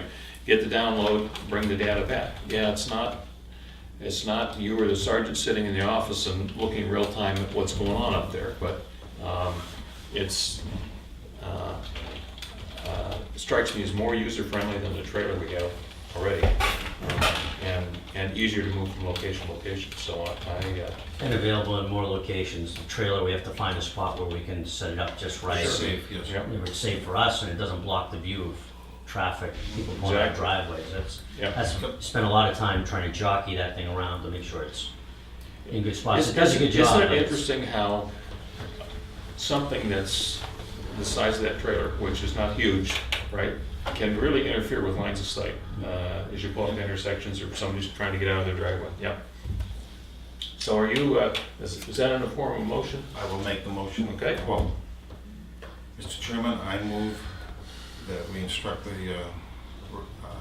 police chief and accept his recommendation for the radar sign quote from Elan City in the amount of $3,208. Okay. Mr. Chairman, excuse me, please. I'd like to enter into this discussion in the public after the meeting before you vote on this, because I have some questions. Just as you've been talking about it, it just seems like you get it done, we get it done, but we seem to be rushing through this real quick. And I know there's no public here other than me and Alyssa. Well, go ahead and voice your question or concern Thank you. as we speak. The camera, okay, we would take pictures and you just said we couldn't use it. Why would we purchase the box with the camera in it if we can't use it? We're We're not not. considering that one. Well, this is the part I didn't get. Yeah, All Traffic Solutions, the more expensive one had the online subscription. based, which was free the first year, but then subsequently it's cloud-based. That one had a camera in it. Okay. In the state of New Hampshire, you don't use So cameras. we don't, other than at the tolls, Right. they do your And a license couple other plates. spots, but yeah. So I was concerned about the privacy of that. No, Right. no, that's why, that was one of the reasons I didn't want to do that one. All right. That's, okay, that was my question, thank you. Okay? I'm aware that Chief Rondo gets pictures from their sign, and sometimes he gets a million pictures. Their sign? Is He- it- he gets- Well, the traffic, is it called Their- a their trailer, their- just a trailer, but it's not a Oh, regular they have a, yeah, I know what they have, the message thing. Yep. And it has a camera? Yeah, so he says, we have a picture of your vehicle and your license plate. And your, yeah. Well, my understanding is that's illegal in the state of New Hampshire. So is the toll booth. Toll booth's legal because they need it for the Easy Pass. Yeah. Memorial Bridge, a couple other high-risk locations in case they need to look at traffic or safety. But generally, under New Hampshire law, highway surveillance is, it's actually called highway surveillance, Bill. You cannot take, it was supposed to be about red light cameras and speed cameras. Instead, it got morphed into anything that uses radio or other means to identify drivers. So, you have a radar trailer, and what is this called? This is different? This is just be a sign, it's like 2 foot by 28 inches, I think. Okay, and it's a It- sign that it- you mount, but Yep. it still can be moved when you Yep, want to? it's locked on and then you can pick it up, it's like 20 pounds. So it's just a speed sign? It's a speed sign. Marlboro has them, and Center Harbor has them. Holderness has them in a permanent fixed location. People there actually pay for the AC to run them, because they want them by their houses, they're happy with it. But, But people do get a message. They go through when you see it. It gives you Yeah. It's a message. feedback of the It gives speed. you feedback. yeah, similar to what the radar trailer does, only it's a smaller, more mobile unit. And you can get the data, you can go to that. Same data. and see it. You can actually I know most of them, you can blank out the screen totally so that people think it's not working when it's actually counting anyways. Right. Oh. Right. So, doesn't give you the You feedback. can gather data without the display. Right, being so you on. don't, so people don't get the feedback necessarily to change their behaviors, but you might see what the free flowing, you know, that's the other side of it is if you need to get a traffic count, you need free flowing traffic Right. to see what the actual. Okay, we have a motion on the floor. Do I have a second? Yeah, I'll second, I guess. All right. Just for conversation. Yep, Yes. all right. Further My discussion. concern is that, first of all, he's got his freight, the freight included. We don't know how many brackets there are. You said Um, two Two. brackets. I'm sure there's two, Yes, okay. it's the others I think had one, or the one I think included an extra. It's free, and the reason I'm asking these questions is the motion is for the exact amount of 3208. And if there are additional charges, what are we gonna come back and do another motion? Well, that's why I asked for the shipping on the next closest one, to see what it was, because all the others said plus freight, plus Right. freight.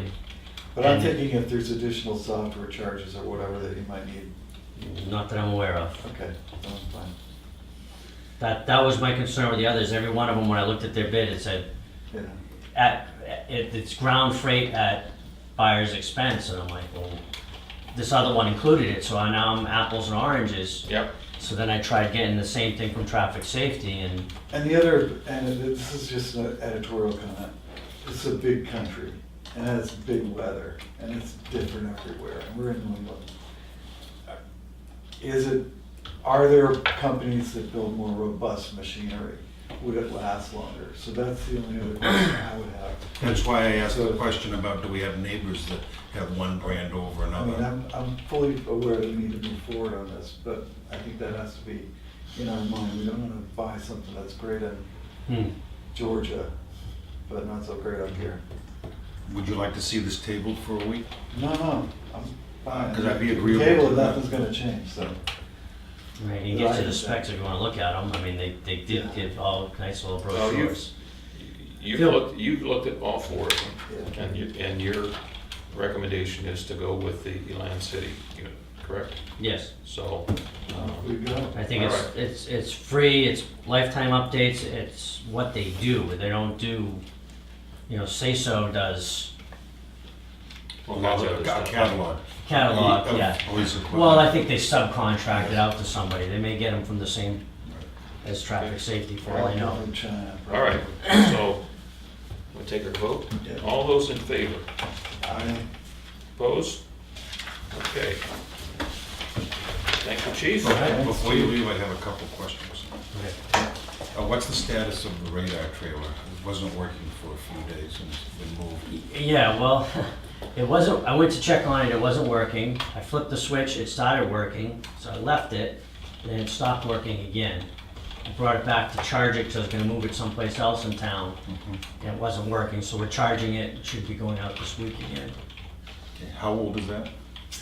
Oh gosh, it's gotta be close to 8-10 years. Just seems that, anyway. here again, I like the comment someone else made. We want you to be police department, not electricians, and it just seems the Yeah. batteries are, It had, the batteries were up good, it went out.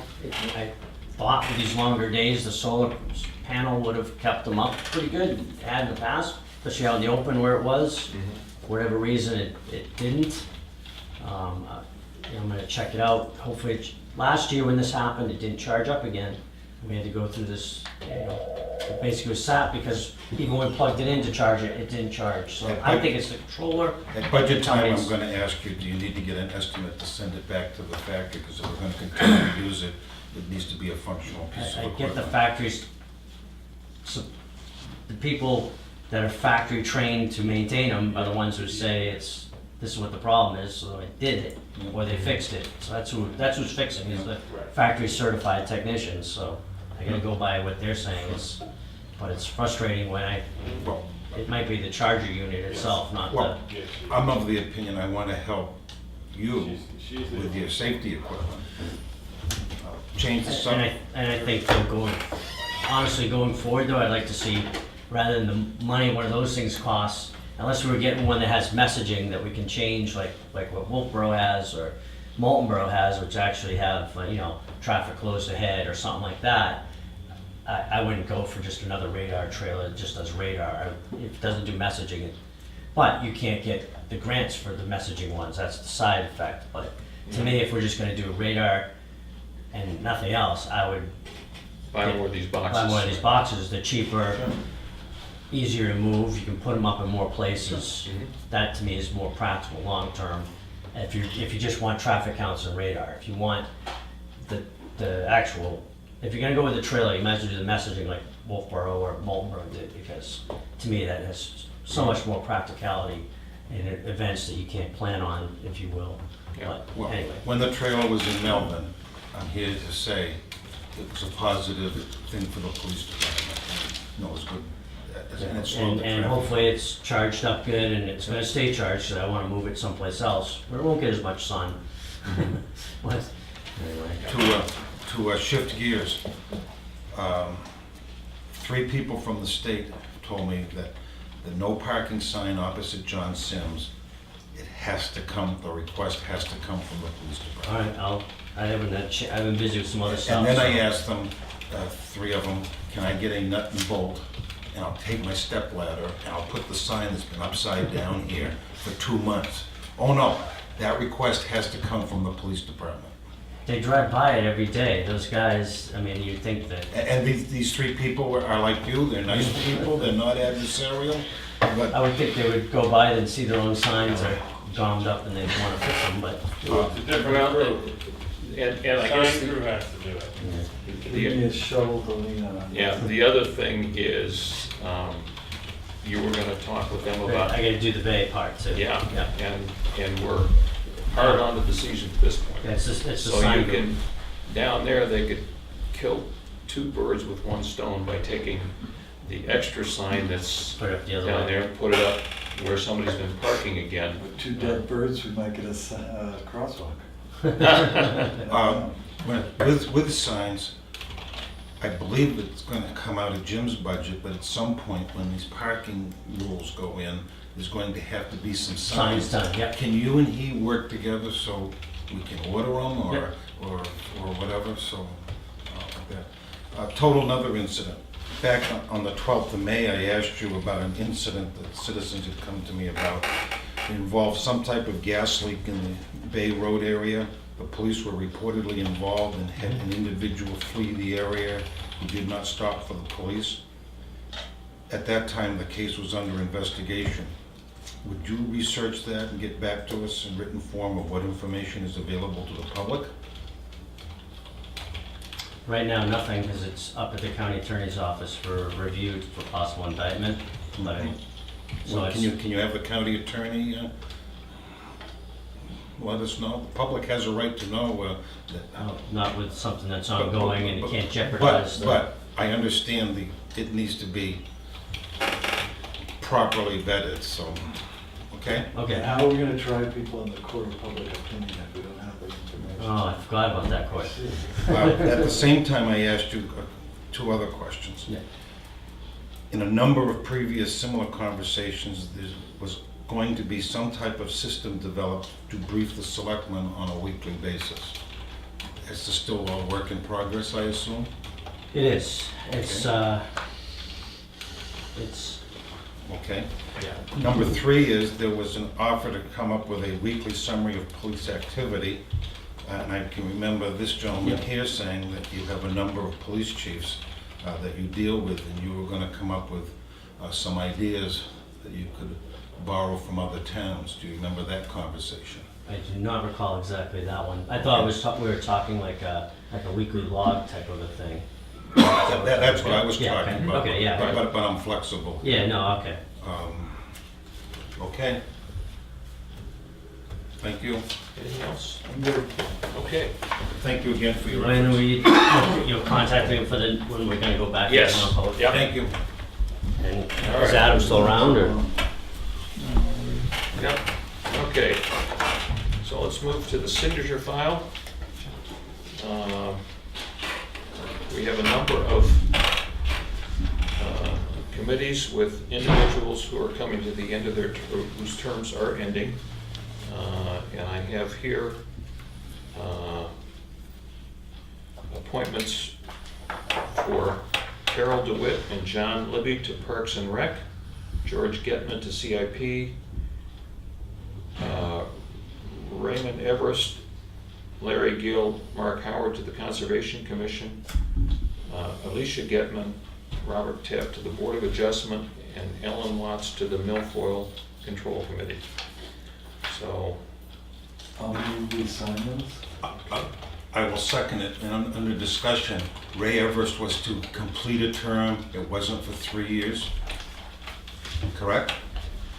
The person that he's moving to a permanent spot was ending this year too. Okay, okay, thank you for checking that out. all right, I second.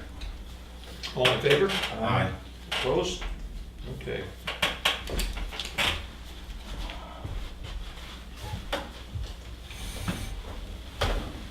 To your knowledge, Karen, is there any other vacancies on other committees or boards? I have the notes at my desk, but I can't remember offhand. I didn't mean to hit your cold. I think planning board. Yeah, June is the month, is it Yeah. not? I can't remember. Yep.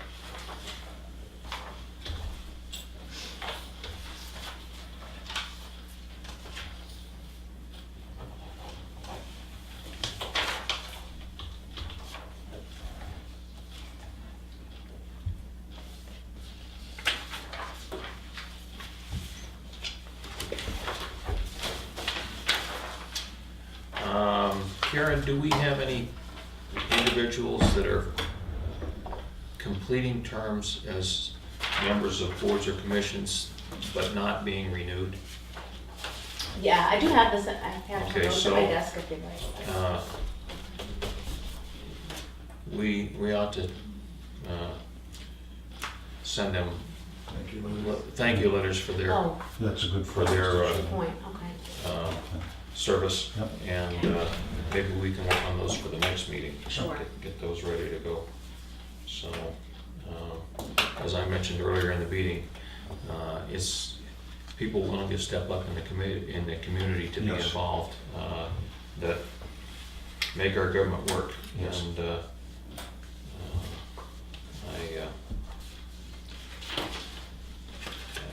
I think we don't want to overlook an opportunity to recognize and thank Good folks for point. that. Okay, next I have a recommendation for abatement for property 44-1-35. And this is in the amount of $12,700 is recommended by our contract assessor. I'll make a motion, we sign. I'll second. All those in favor? Aye. Aye. Opposed?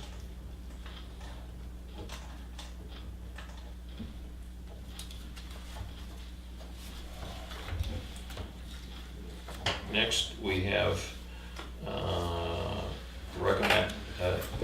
recommendation for abatement for property 14-3-40. And the recommended abatement amount is $139,100. I'll make a recommendation to sign this, or motion to sign it. I'll second the motion. Okay. These are based upon recent sales. Yes. They're based upon sales, and just as a reminder to everybody, anyone who has a concern about their assessed valuation, I would encourage them to come in when our contract assessor is here, which is the first Monday of every month. Sit down and voice your concern with him. In my experience, he is very thorough in researching and very fair in evaluating and making recommendations for whether a request is Yep, he's a problem solver. approved or denied. Yes. So, all right, do we vote on this one? I moved. Second. You All right, second. all those in favor? Aye. Opposed?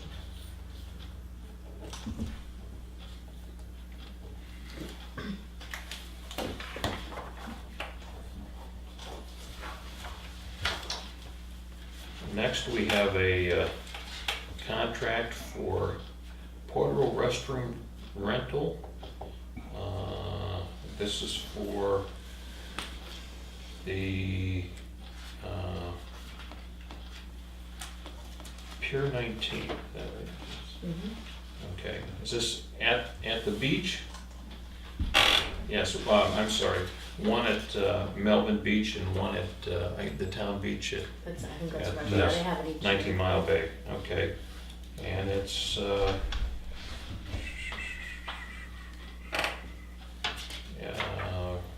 rental rate is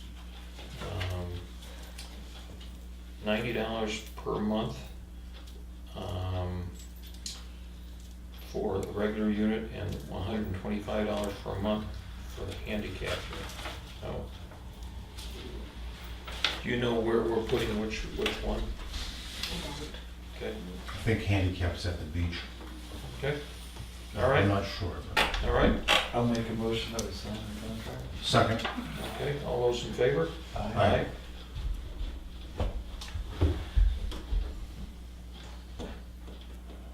All right, so, and it's just Just one. one signature for that one. All right, thank you.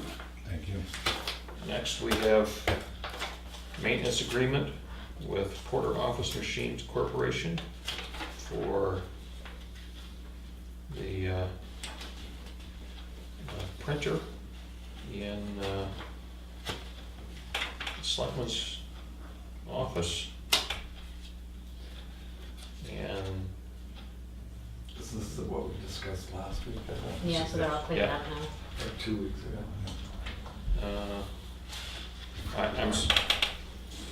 this is for the new copy machine, right? That one's for the printer, one's for the copier. The black and Ah, white one's the printer, okay. and the one with colors All right, and black and white's copy. okay. I'll make a motion that we sign. Second. All in favor? Aye. Opposed?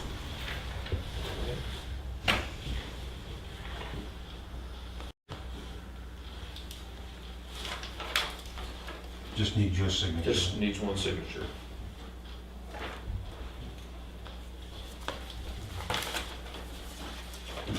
And this contract is for this maintenance agreement on the new copier. Okay? I'll make a motion that we sign that agreement. All right. Second. All those in favor? Aye. Aye. Opposed?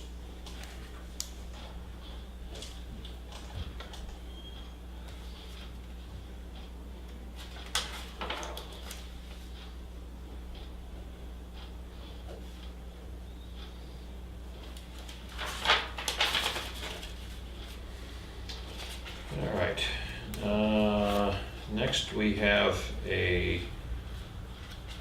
applications for abatement from our 3 utilities. Northern New England Telephone Operations, Eversource Energy, and New Hampshire Electric Co-op. And they've applied for tax abatement for the 2017 tax year, and these letters are to deny their abatement application. And this is consistent with guidance we've been provided by San Souci and Chris Paul. by our representatives in the ongoing valuation Yep. dispute. So I will entertain a motion for signature of the 3 denial letters. I'll make a motion that we sign the denials. I'll Okay. second. All those in favor? Aye. Opposed?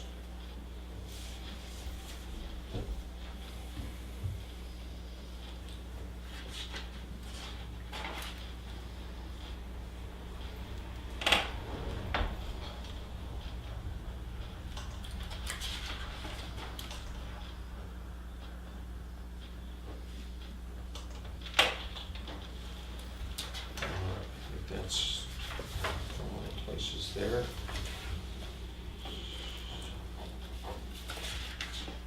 Next, we have a warrant for yield tax levy in the amount of $185.59 for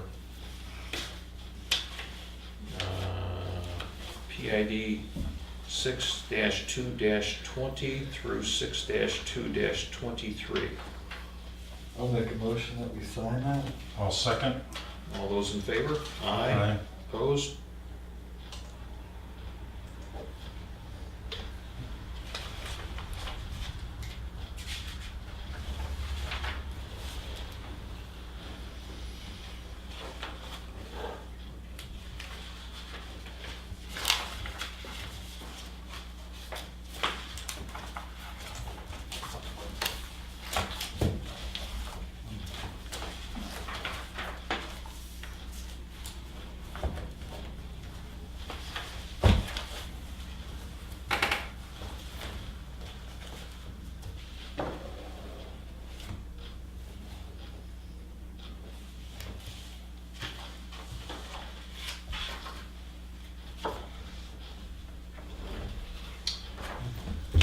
Go ahead. Okay, moving on to correspondence. First item is information relative to the annual flu shot clinic that we do here at the town offices. For the last number of years, we have contracted with the Lakes Region Visiting Nurse Association to provide flu shots here on, I believe it's one particular day in the fall. And the cost for that for individuals who don't have insurance coverage is $25. Anybody that has insurance that covers it, of course, there's no cost to it. Health Trust also offers the same service, but their cost for an uninsured participant is $32. So the recommendation to us is that our suggestion to us is that we confirm that we would like to continue for another year using Lakes Region Visitors Association to provide our flu shot clinic. So moved. I'll second and Does it need a vote? is it, well, we have to decide on which one we're gonna use. Yeah, recommendation is that we continue with Lakes Region VNA. Can VNA give us a census on who was uninsured? Because we're gonna have a little money left in our welfare budget, I think. And I'd rather have somebody get a flu shot And have the town pay for it and put rather it than. on the welfare budget as opposed to them getting the flu and spreading it around, or worst case scenario, doing. But at any rate, I'd ask that we get VNA to give us an account on how many flu shots they did and if there were uninsured. And decide later. That's good information to have, Yeah, yes. yeah, it is, and I guess my thought is you're talking about like last year, how many people Right, had to pay. right. Because what we would want to do, if we're going to fund it out of welfare budget, is going in this year, not have it be a reimbursement thing, but if we have people who don't have insurance that want to come and get a flu shot, the town will pay for it out of the welfare budget. Right, that Right, was my. not have them pay. Not and writing then- them a check, Write them a check later, No, because, right. yeah, right. yeah, or maybe even a partial payment. yeah, I'm flexible. yeah, all right. Anyway, more So- information's better information. So, but- I'm sorry, did we get a? So moved. You moved, I okay, seconded. all right. So, all those in favor of continuing with Lakes Region VNA for the flu clinic, signify by saying aye. Aye. Opposed? All right, and Karen, Mhm. would you see if you can get that information on how many uninsured participants we had last year? Yep. And that's useful information, but if we're gonna underwrite it or partially underwrite it, we wanna get that information out to the community in advance. Because if we have people that don't get it because they don't have insurance and they don't want to, or don't feel they can pay for it, we don't want that to be a Yes. deterrent. Okay, sounds good. And there are people that don't get flu shots for other reasons, but Yes. that's, Nice thought, Jim. yeah, Nice thank you. thought. All right, so now we have, again, the draft beneficiary mitigation plan. It's been here, and this has to do with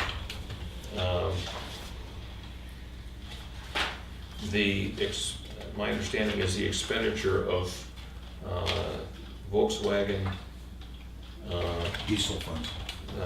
settlement monies Yes. from the large lawsuit. I don't know if there's anything we need to do with this, is there, Now, you had a contact with someone. on the and- program? Yes.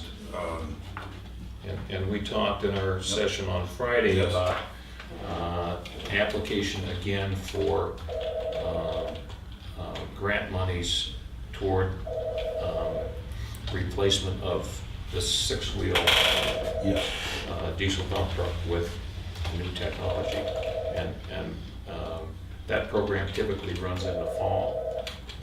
I'll try and dig out the information on her. Now, you had a contact, didn't you, that gave you specific Well, it figures? was the individual at the state that ran the program, and I'll try and I do know track her down. a couple of months ago, the final acceptance went through the state and all that, so Right. it has been fine-tuned. Yep. And that's all I know. Okay. So I will, I'll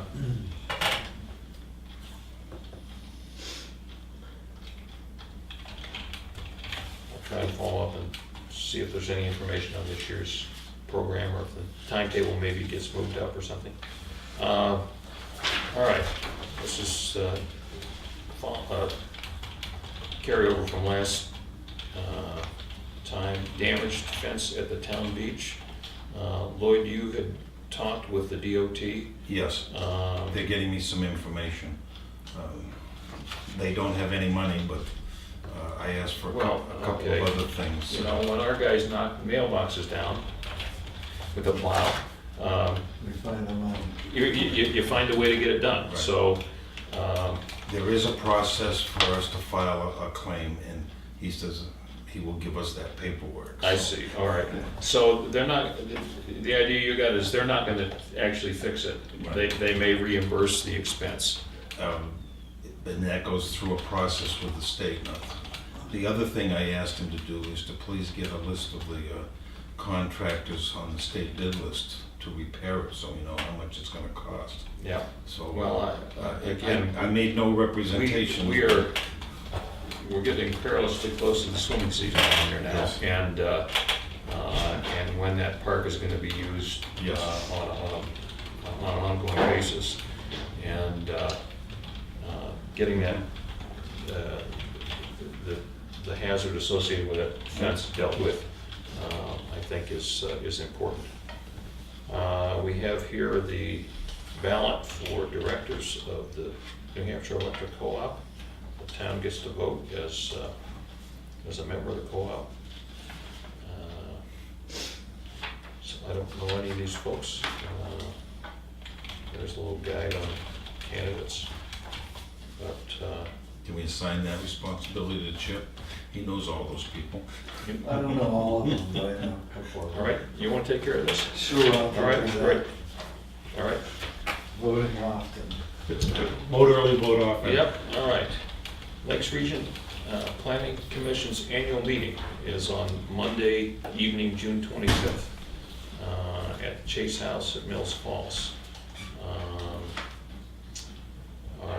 And the question I have here is, are any of us planning to attend? I can't go to that meeting. Okay. Chip? What day is it again? It's a Monday. It's, so we'll have our meeting in the morning, and then this is at 5 o'clock at Chase House at Mills Falls, so June June 25th. 25? Yeah, Okay, I can do that. okay. So Chip's gonna attend. Let me see. Yep. LRPC annual meeting. All right. Hopefully it doesn't run too late. Typically they, by the time the sun's down, they're done. So they tend to move right The through. sun stays up a long time on the 25th, so Yep, yep. that's probably why. All right. The 21st is the longest daylight. The,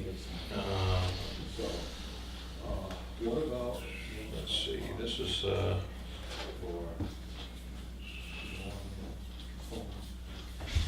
the Hope House Emergency Housing in Wolfboro will be having an open house on June 26th at 2 p.m.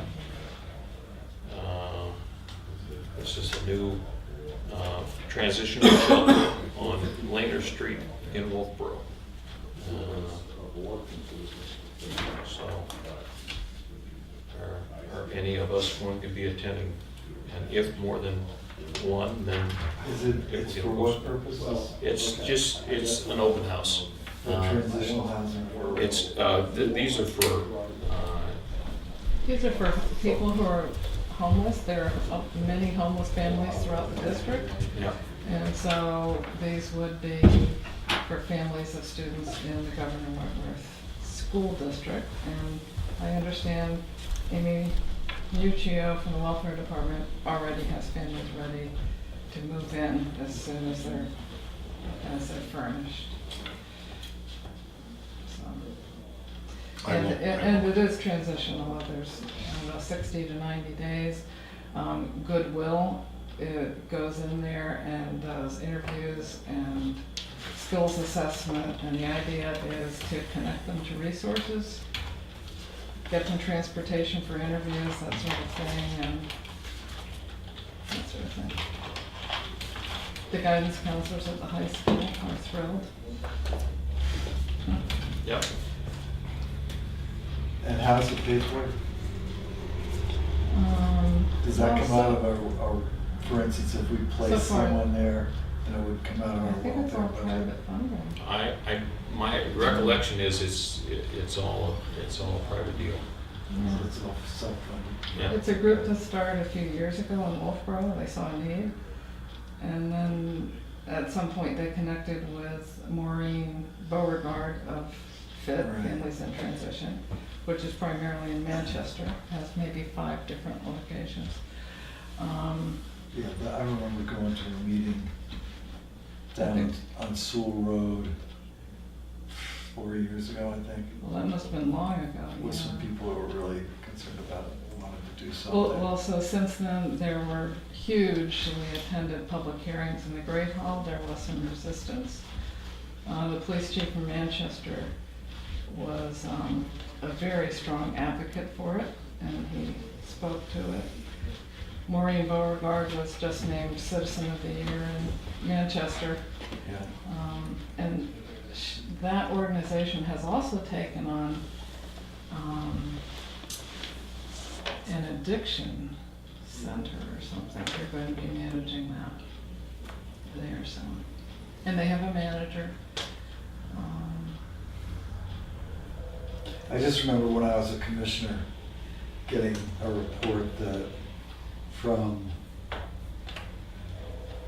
the HHS, that combined Carroll and Grafton, their estimation was over 4,000 homeless people, which is a bit larger than the town of Tuftonboro. Yeah. Yes. Yep.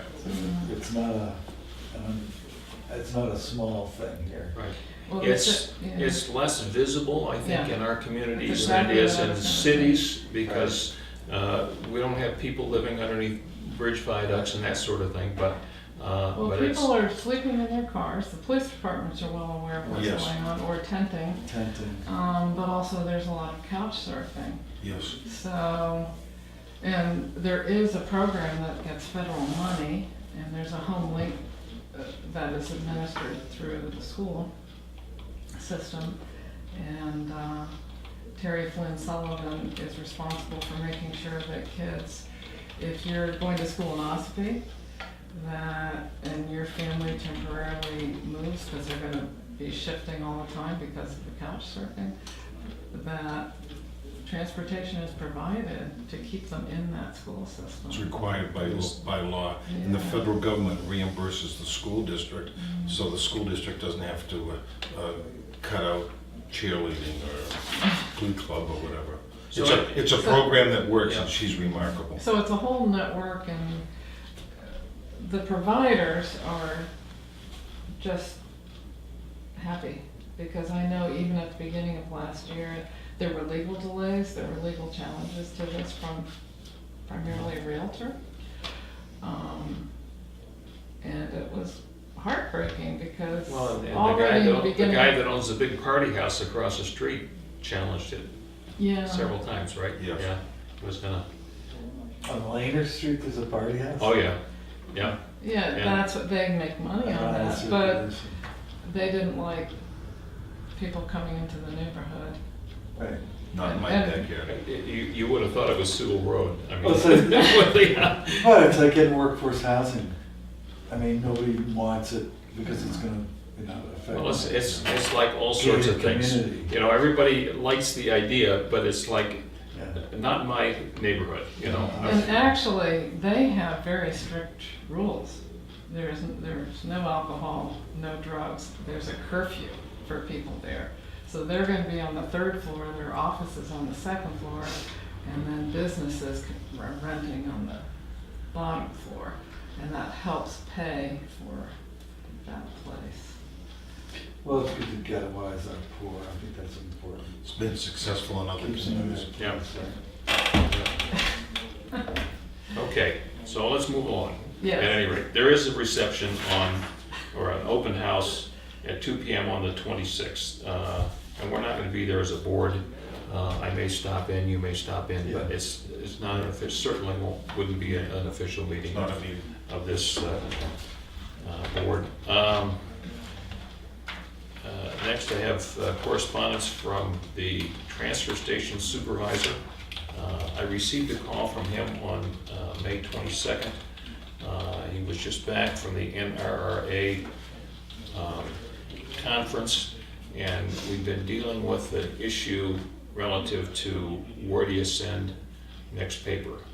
The market for mixed paper had dried up, and we all thought it was kind of a short to medium term thing, and maybe we could store paper for a while. As of early May, we were going to be baling and storing it in hopes that we could develop an outlet for it down in Massachusetts.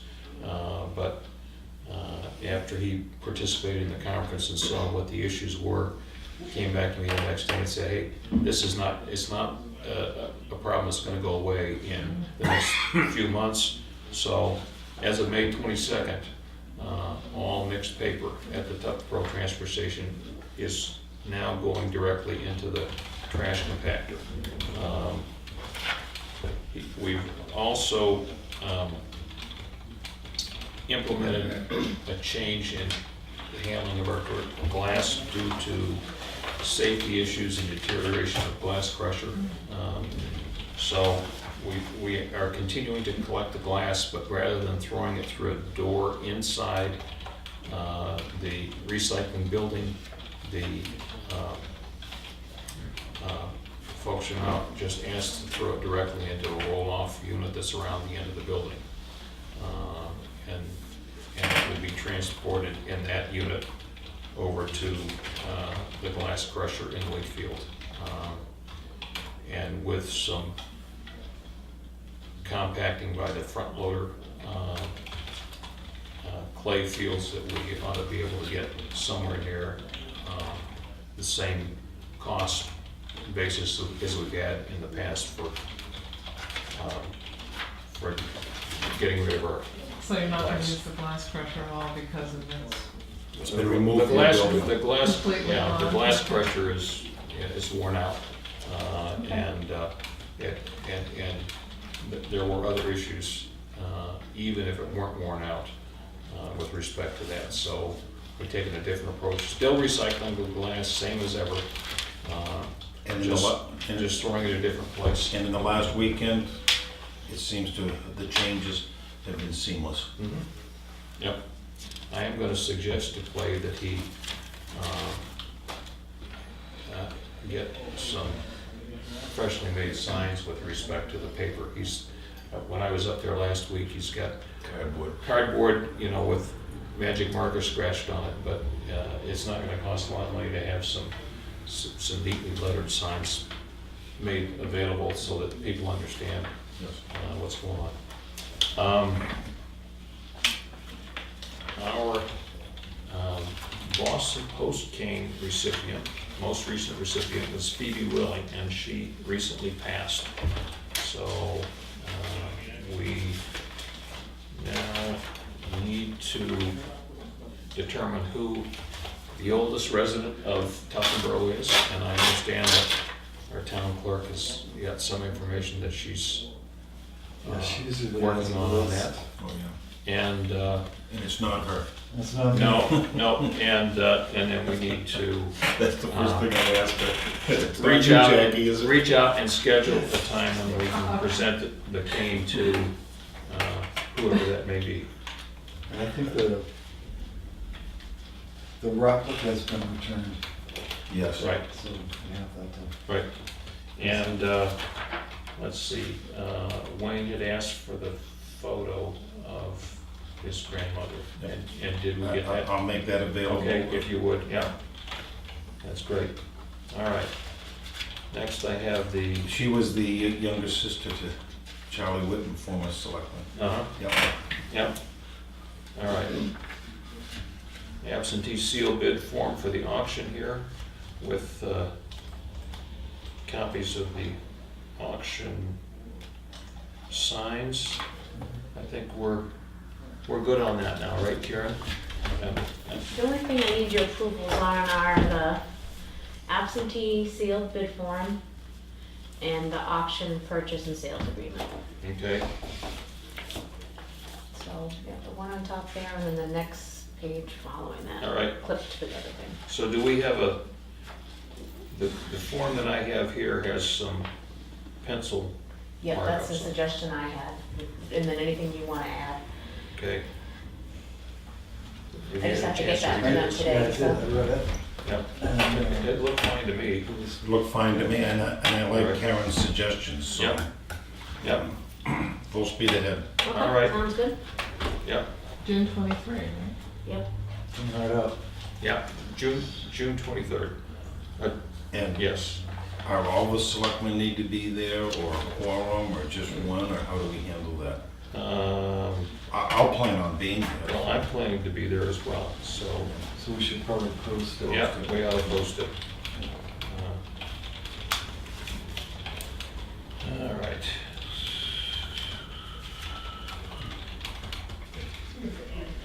Next is their agreement and deposit receipt form for the, no, this is at the auction.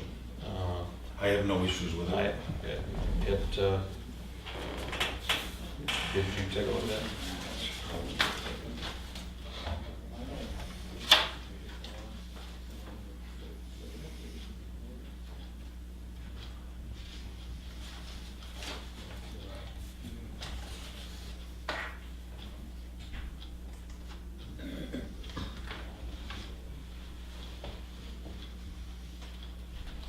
Yeah, it's pretty.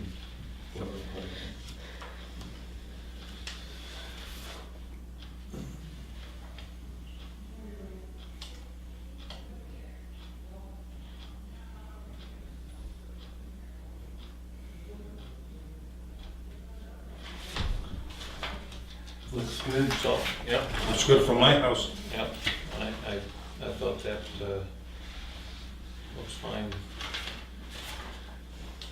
for me as well. A copy of the letter that he sent to Butters. Next, we have a suggested ad for administrative secretary per diem position. Did you have a chance to look I this did over? not see it on mine, I'm sorry. No? That's good.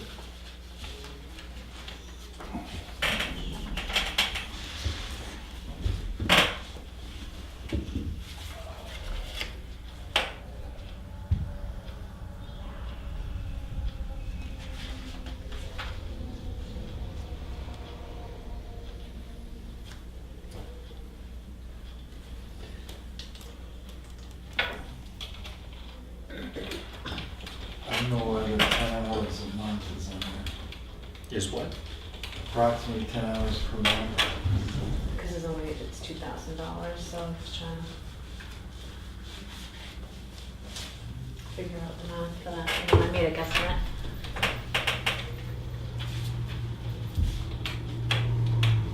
Yeah, I just, I mean, you're looking, you're putting an ad in, you're kind of limiting your candidates by, I think I'd eliminate that language, see what candidates show up, and then inform them of the amount of money they've got to spend. Yeah. Okay. That's good point. Sounds good. And we've already said it's part-time, so. it's- Right. And it's pay grade 6, correct? I have no idea. That's what secretarial position is. Pay commensurate with experience is what we say in the ad, so, There you go. you know, If and, the doctor shows up, maybe we'll pay a little more. yeah, Yeah. okay, so we'll just line it, take that out, and then we'll place the ad, and we'll see what kind of response we get. And, you know, we may get response from people that are thinking 24 hours a week, and we know that we're not going there. All right, we have a email here from LRPC relative to the purchase power agreement. Monday, June 11th, will be the day that the purchase power agreement for the next cycle needs to be signed by participants. And Do you have a recommendation? we will provide a list on June 4th with the lowest 2 to 3 bidders. We will then take this week for an energy consultant and attorney to review of draft document copies from the top bidders. On June 11th, the top 2 to 3 bidders will resubmit a contract price proposal, and we will inform you of the lowest responsible bid and ask that you sign the contract. You are not obligated to sign if you are concerned about the proposed electricity supply rate. But we can assure you we would never recommend an energy contract to you unless it provides a significant savings over the default rate provided by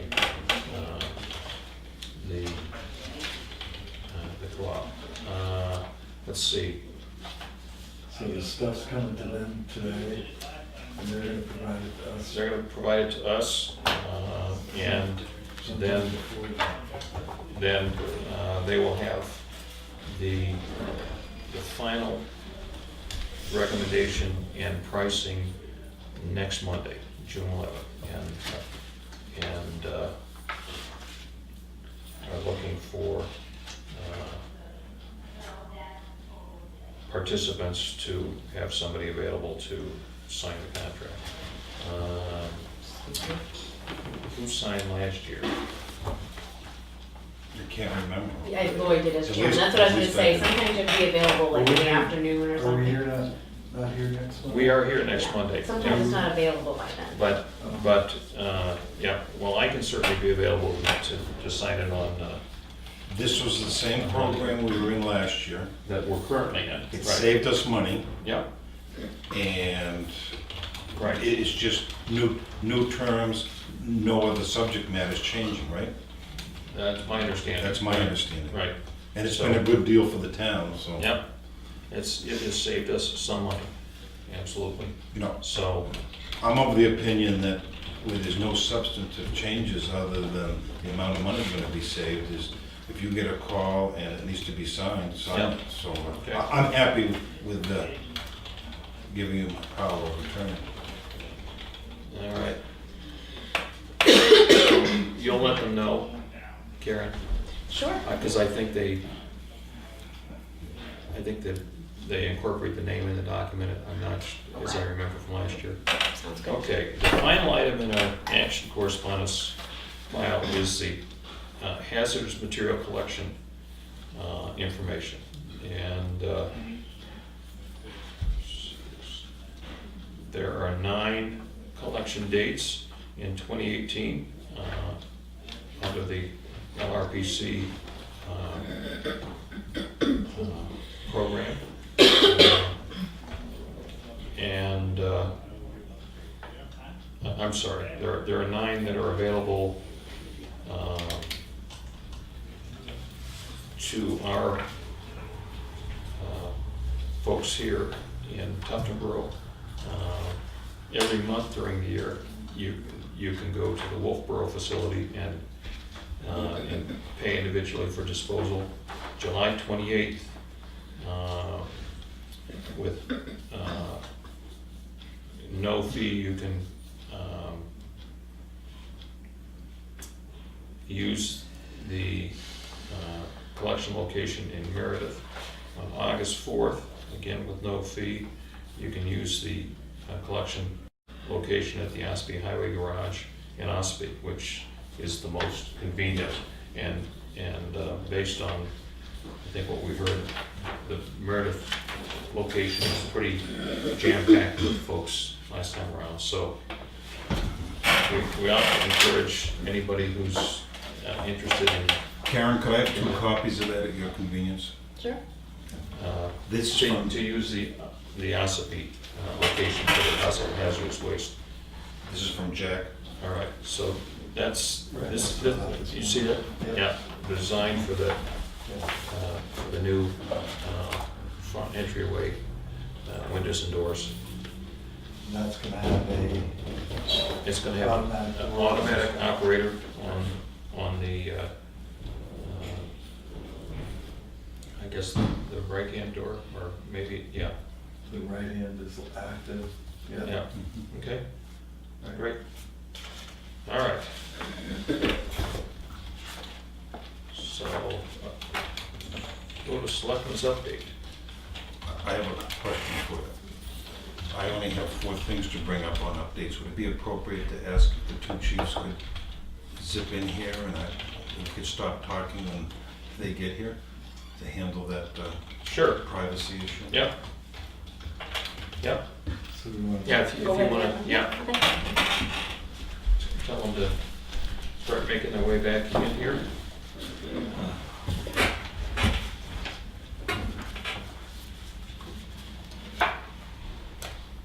Now, while she's out of the room, I'll just briefly go through the no action required correspondence. New Hampshire Lakes newsletter, number of property transfer documents.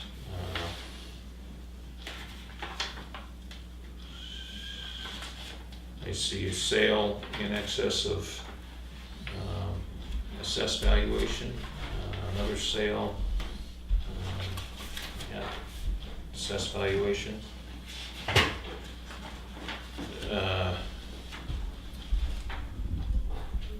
Profile of, I guess it's community population and demographic statistics for Tufton Borough. This is updated using U.S. Census data on an annual basis, and it is available online through the Economic and Labor Market Information Bureau of New Hampshire Employment Security.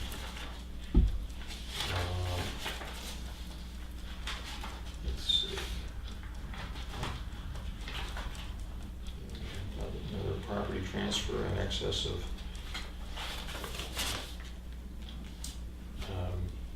assessed valuation.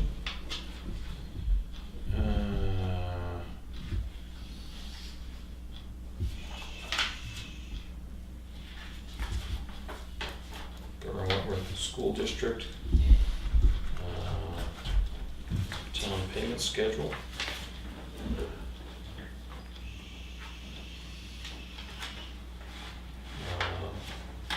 New Hampshire Municipal Association Legislative Bulletin, New Hampshire Lake Shorelines, there's Bureau of Education and Training courses available to town employees and board members.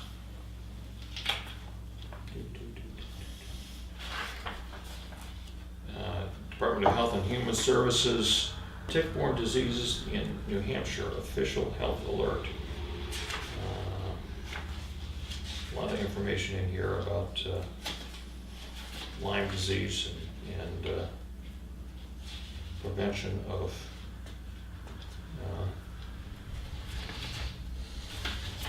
tick attachment.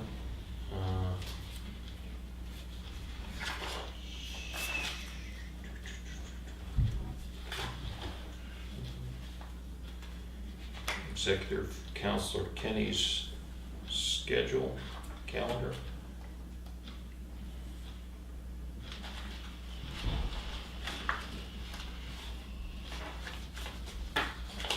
Some of this stuff has been overcome by the calendar.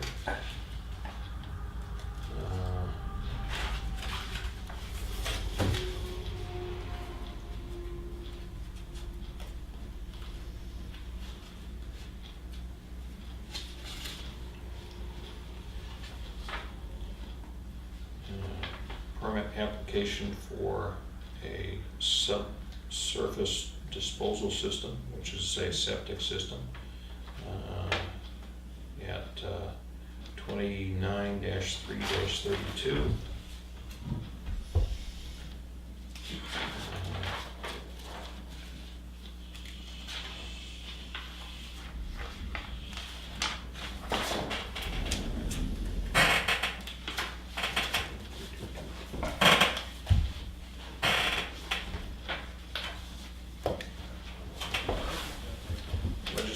update bulletins.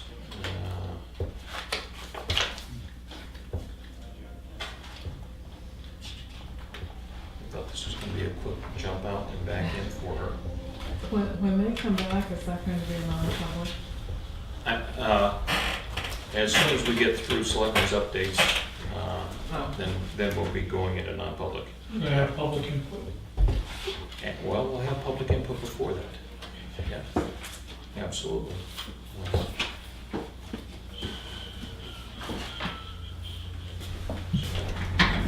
Much of that. All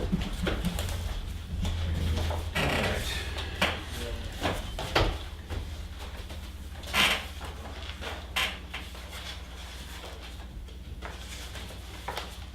You want to stretch your legs for a moment? I will. While we're waiting for Karen. The 7th inning stretch. Yeah, really. No, how about the 9th inning stretch? Well, you also have the watershed plan kickoff this month. The end of the month, right? Yeah. Is it June 20? Hey, I think you can. It's, I was just checking on that, so It's the 26th, I believe. the 26th? Yeah. It's the last week of the month. I was trying to look to see where. Here we go.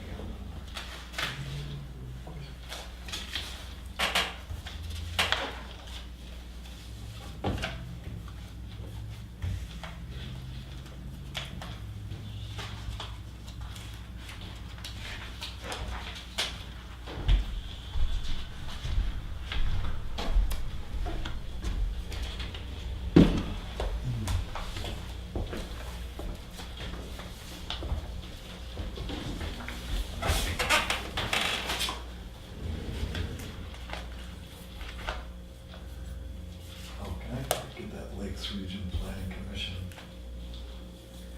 invitation. Sure.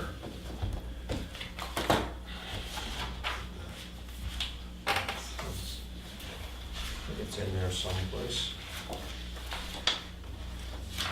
It's not on your town calendar. I'm sorry? I was looking for that event on your town calendar. Maybe this is just a I calendar. think may not be on the town calendar yet.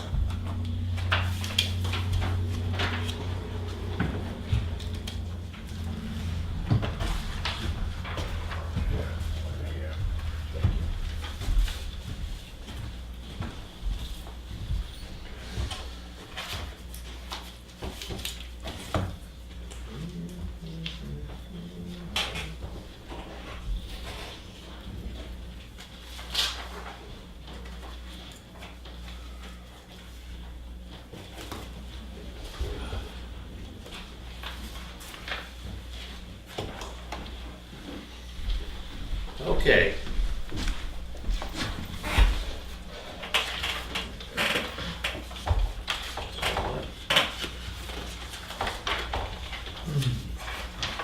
Let's continue to Selectmen's update. Lloyd? Yes. Generators, work in progress with Scott Thompson. Question, what's the status of the procurement policy? I think the fire chief supplied us 2 examples. Yeah, we have several examples from other communities to work from. Okay. Yeah. Next is anniversary dates. I know you have one we're working on. There's one coming up for the police department. It's due in June. Okay, so, I reviewed the minutes of our work session. It wasn't clear in my mind if someone needs to work with the road agent and Diane, so that, how do I word this? We're all on the same page as far as what the readjustment of the lines are. We're not gonna readjust. Yeah, we're not those. adjusting. we're not gonna readjust the lines, we're just gonna spend within the total budget. And how is that roadmap made available to the road agent? The road agent has a gross budget. It's all he can spend. Right, and on what's left of the budget, like 60 grand has gotta get set aside for winter maintenance in the fall. And then he's gotta figure out within what's left, other than that, where he spends money. The problem with adjusting the lines from my perspective is that you're confusing next year's budgeting. If we know he's already overspent the winter budget, he's gonna continue to overspend the winter budget in fall. We should know how much that amount of money is that he spent, so Right. we can budget appropriately for next year. Yeah, what I observed several years ago on this, back just when I working with the Milfoil Committee, is that when there was excess money available and it was made available to use someplace else by the Board of Selectmen, somebody went in and adjusted the line. And then what happened is, when you look back at the history of where the budgeting was, it's like, oh, well, you want this much this year, but this is what you budgeted last year. So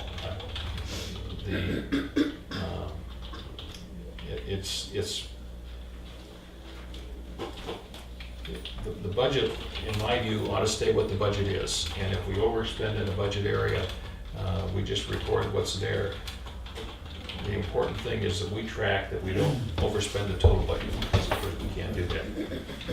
So, Are you of a different mind, Lloyd? The last 6 years, it hasn't worked, he's overspent his budget. Well, How do the selectmen and Diane and the road agent work together so we're not facing the same dilemma December 1st this year? I don't know that that's a bookkeeping problem. All I want to do is to make sure Yeah. we're not facing a dilemma come December 1st. I'm not blaming anyone, it was a bad winter. What's the nature of the dilemma? What's the nature of the dilemma that you're? How does the road agent know, gee, I'm overspending the new amount for summer budget? Yeah. How does he know that if there's not a target number for him? Okay. All I do is raise the issue. No, I appreciate that, but I guess without getting too strident, that's not our job. He's got a budget within which he has to operate. And we all sat here on Friday and And help- agreed try to help that him figure it out of out. that budget, out of what's left in the budget, roughly 60 grand is gonna be reserved Good. for winter maintenance, starting in whenever the snow starts to fly. So, we'll all keep an eye on it. I mean, yeah, Okay, I don't know what else you can do. yeah, I'm Right. all set. you're good, okay. Uh, Oh, I'm sorry, you're It's done. up to You're done. number 3. Lifeguards, there's some news on lifeguards? Okay, that's a Parks and Rec thing, right? Yes. Yeah. And you have some news, correct? There's been no applicants for new lifeguards. They're thinking at this time, they haven't done a final schedule, but to have lifeguards Saturday through Wednesday. Okay, And his so date? we are still looking for lifeguards. That's right. Still looking. Okay, thank you. And has Dave Wentworth contacted this office? No. Jim was reaching out to him. Okay, thank you. All right. You have an update? No? Okay. The only thing I want to come back to is, after our last meeting, the day following that, I went down to the Libby, town of Libby parcel down on Mirror Lake, and walked it with Steve Wingate. And in fact, somebody had gone through and put blazes up on trees along what one might refer to as a path down to the water.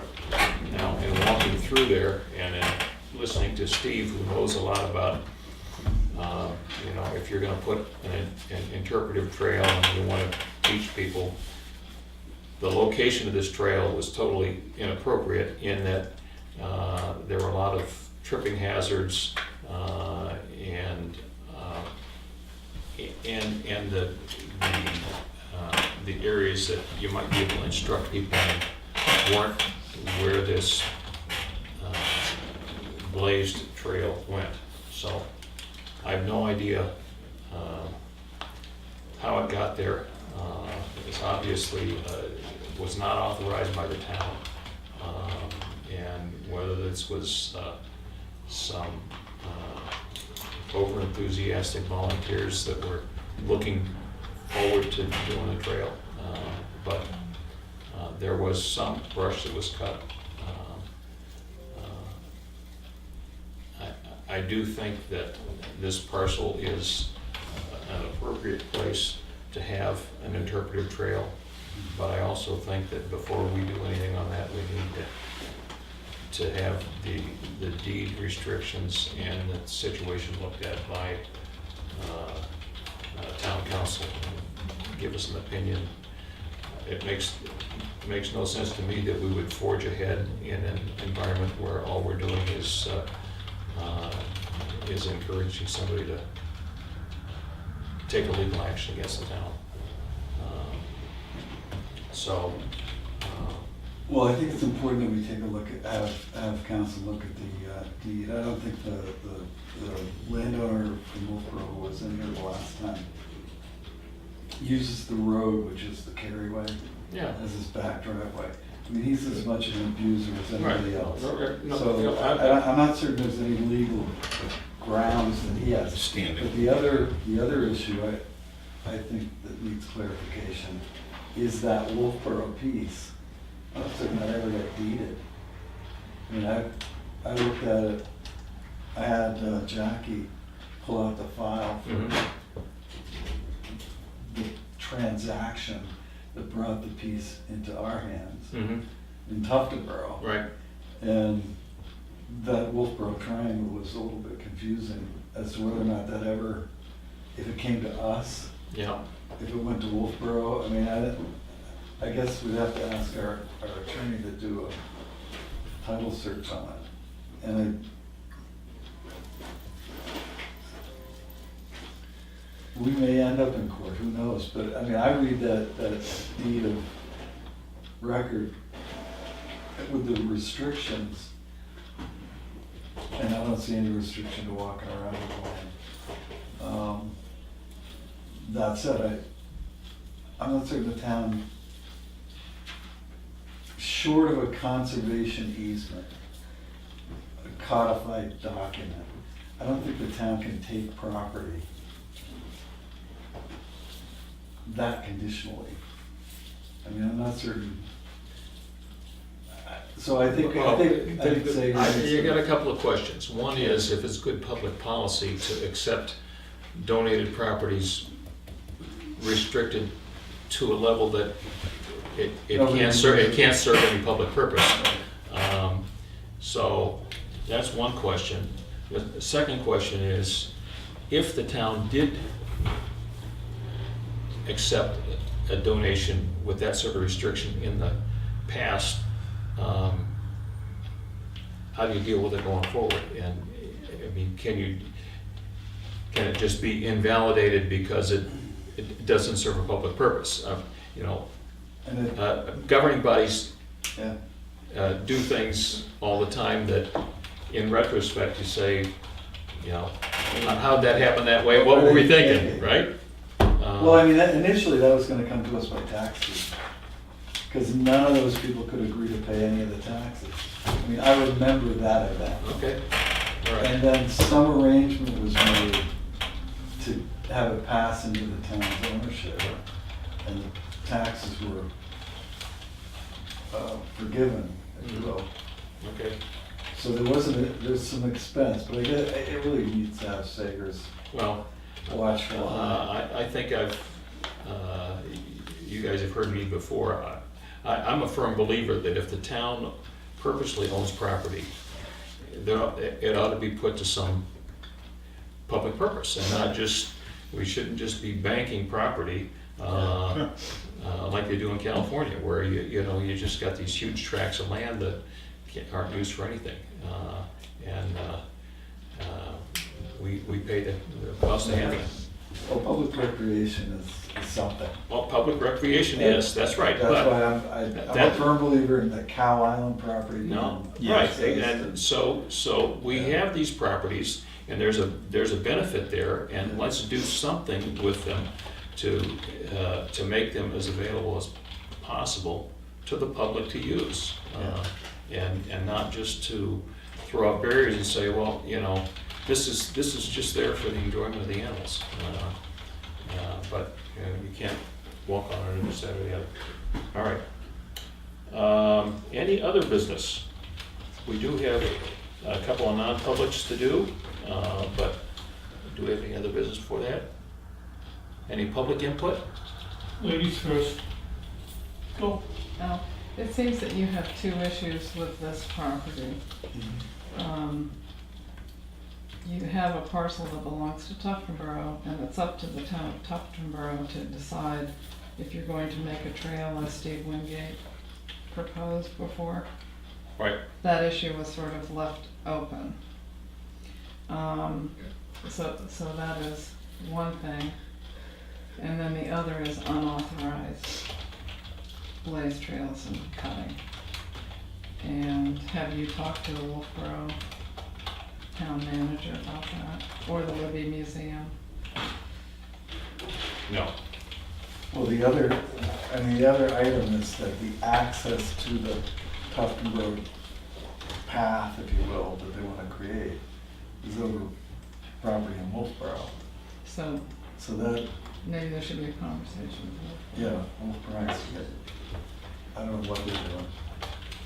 So it's two separate issues. One is the neighbor who's Neighbor doesn't have upset. anything to say about it. He wasn't a member of the class of people that gave the property to the town. So he doesn't have any standing anywhere. Right, so as far as you're concerned, I think we need to be sensitive to the concerns of folks, including abutters certainly, but the general public.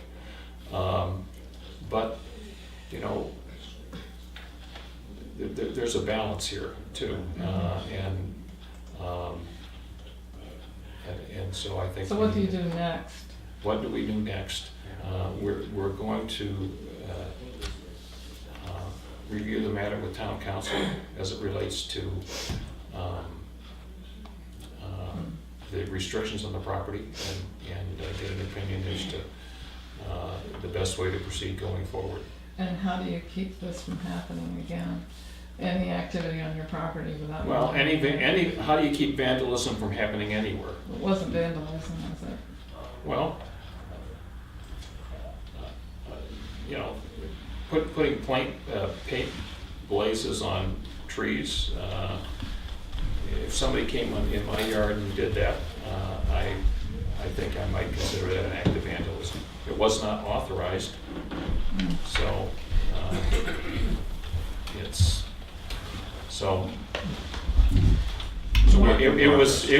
it was unauthorized alteration.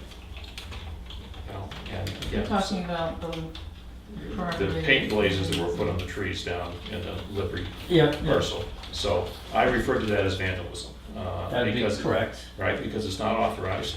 Somebody came in my yard and started marking the trees with, cutting branches, marking the trees. Unauthorized, that's, I don't go on your property and do it. right. Regardless of somebody's intention, whoever did it was not authorized to do it. And should not have done. Now, was it a severe act of vandalism? I would say no. Some branches were removed from trees, some small brush was cut, and there were some paint blazes put up on the bark of the trees. But no axe blazes on the, through the bark, that sort of thing. It's not a severe issue, in my opinion. And certainly if I were aware of who did it, sit down with them and say, you know, not acceptable unless, Time out. let's not do that. So, all right, any other public input? I have, are you all done? Yep. Can I just on that ask? Yes. Was this off the snowmobile trail through there? Because I tried locating it from the road and I didn't see it. So you gotta go on the snowmobile trail and then onto our parcel from there. Okay. And there were probably a dozen places, large trees, a dozen of them that had little paint blazes up, Got it. maybe 6-8 feet in the air, walking down to the waterfront.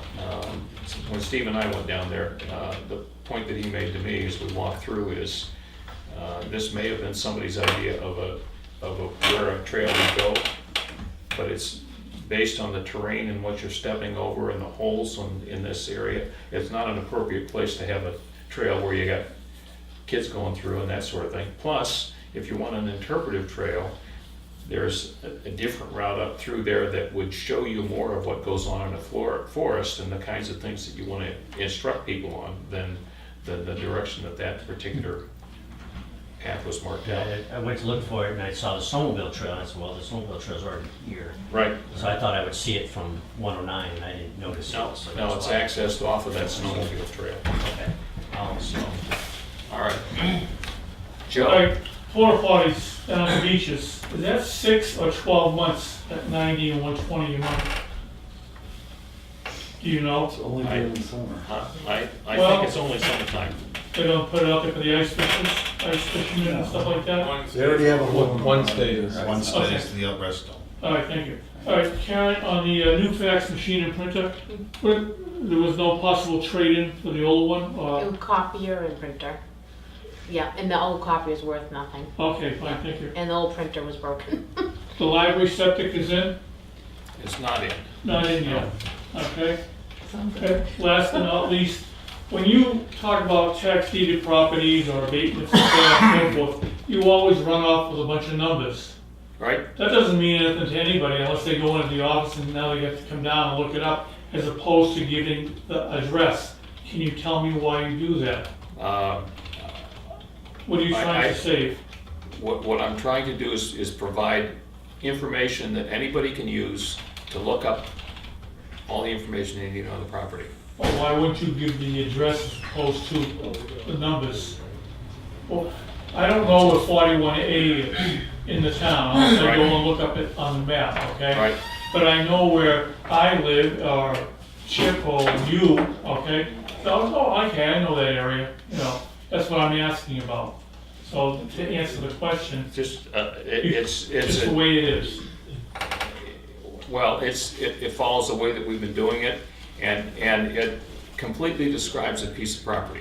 It doesn't tell you where it is, but if you go into Yes. the system, which you can do online now, and look up that piece of property, it has all the information on it. Whereas if, for instance, we talked about 17 Woodchuck Drive, let's say, sometimes the street address isn't necessarily exactly what's on the tax. Okay, I was just asking the question, okay, Yep. as to why. If it doesn't have a house on it, it doesn't have a number. That's right. If you want to blame someone, blame Lloyd Wood. I'm not The blaming you. first time I was elected chairman of the board, the two selectmen before me were criticized incessantly that they were violating people's privacy. And I sat down with them and I said, you know, there are some things called modest privacy. And when I become chairman, I'm purposely not going to give your name. If someone wants to know it, I'll pull the card out and show it to them. I've done that 3 times in the last 5 years. In my mind, it's called modest privacy. And when someone is behind on their taxes or owes money or whatnot, I took it upon myself to, just not do the extra thing. So if you wanna blame someone, blame me. I don't wanna raise anybody's dander, all I wanted to know was why, and you just told me that. That's so why. Thank you very much. Yep. Thank you, that's it, I'm all done. Okay, all right, Mr. Chairman, so, yes, can I move? Do we go into non-public? you may, if, so, and this is, I have the RSA. all right, perfect. Mr. Chairman, I move that we move into non-public session under the following RSA 91-A:3, Roman 2, parentheses, small c. Matters that would affect someone's reputation other than board member, and it involves issues of assessment and assistance. Okay, do I have a second? I'll second. Wood, yes. Marcus, yes. I'll be yes.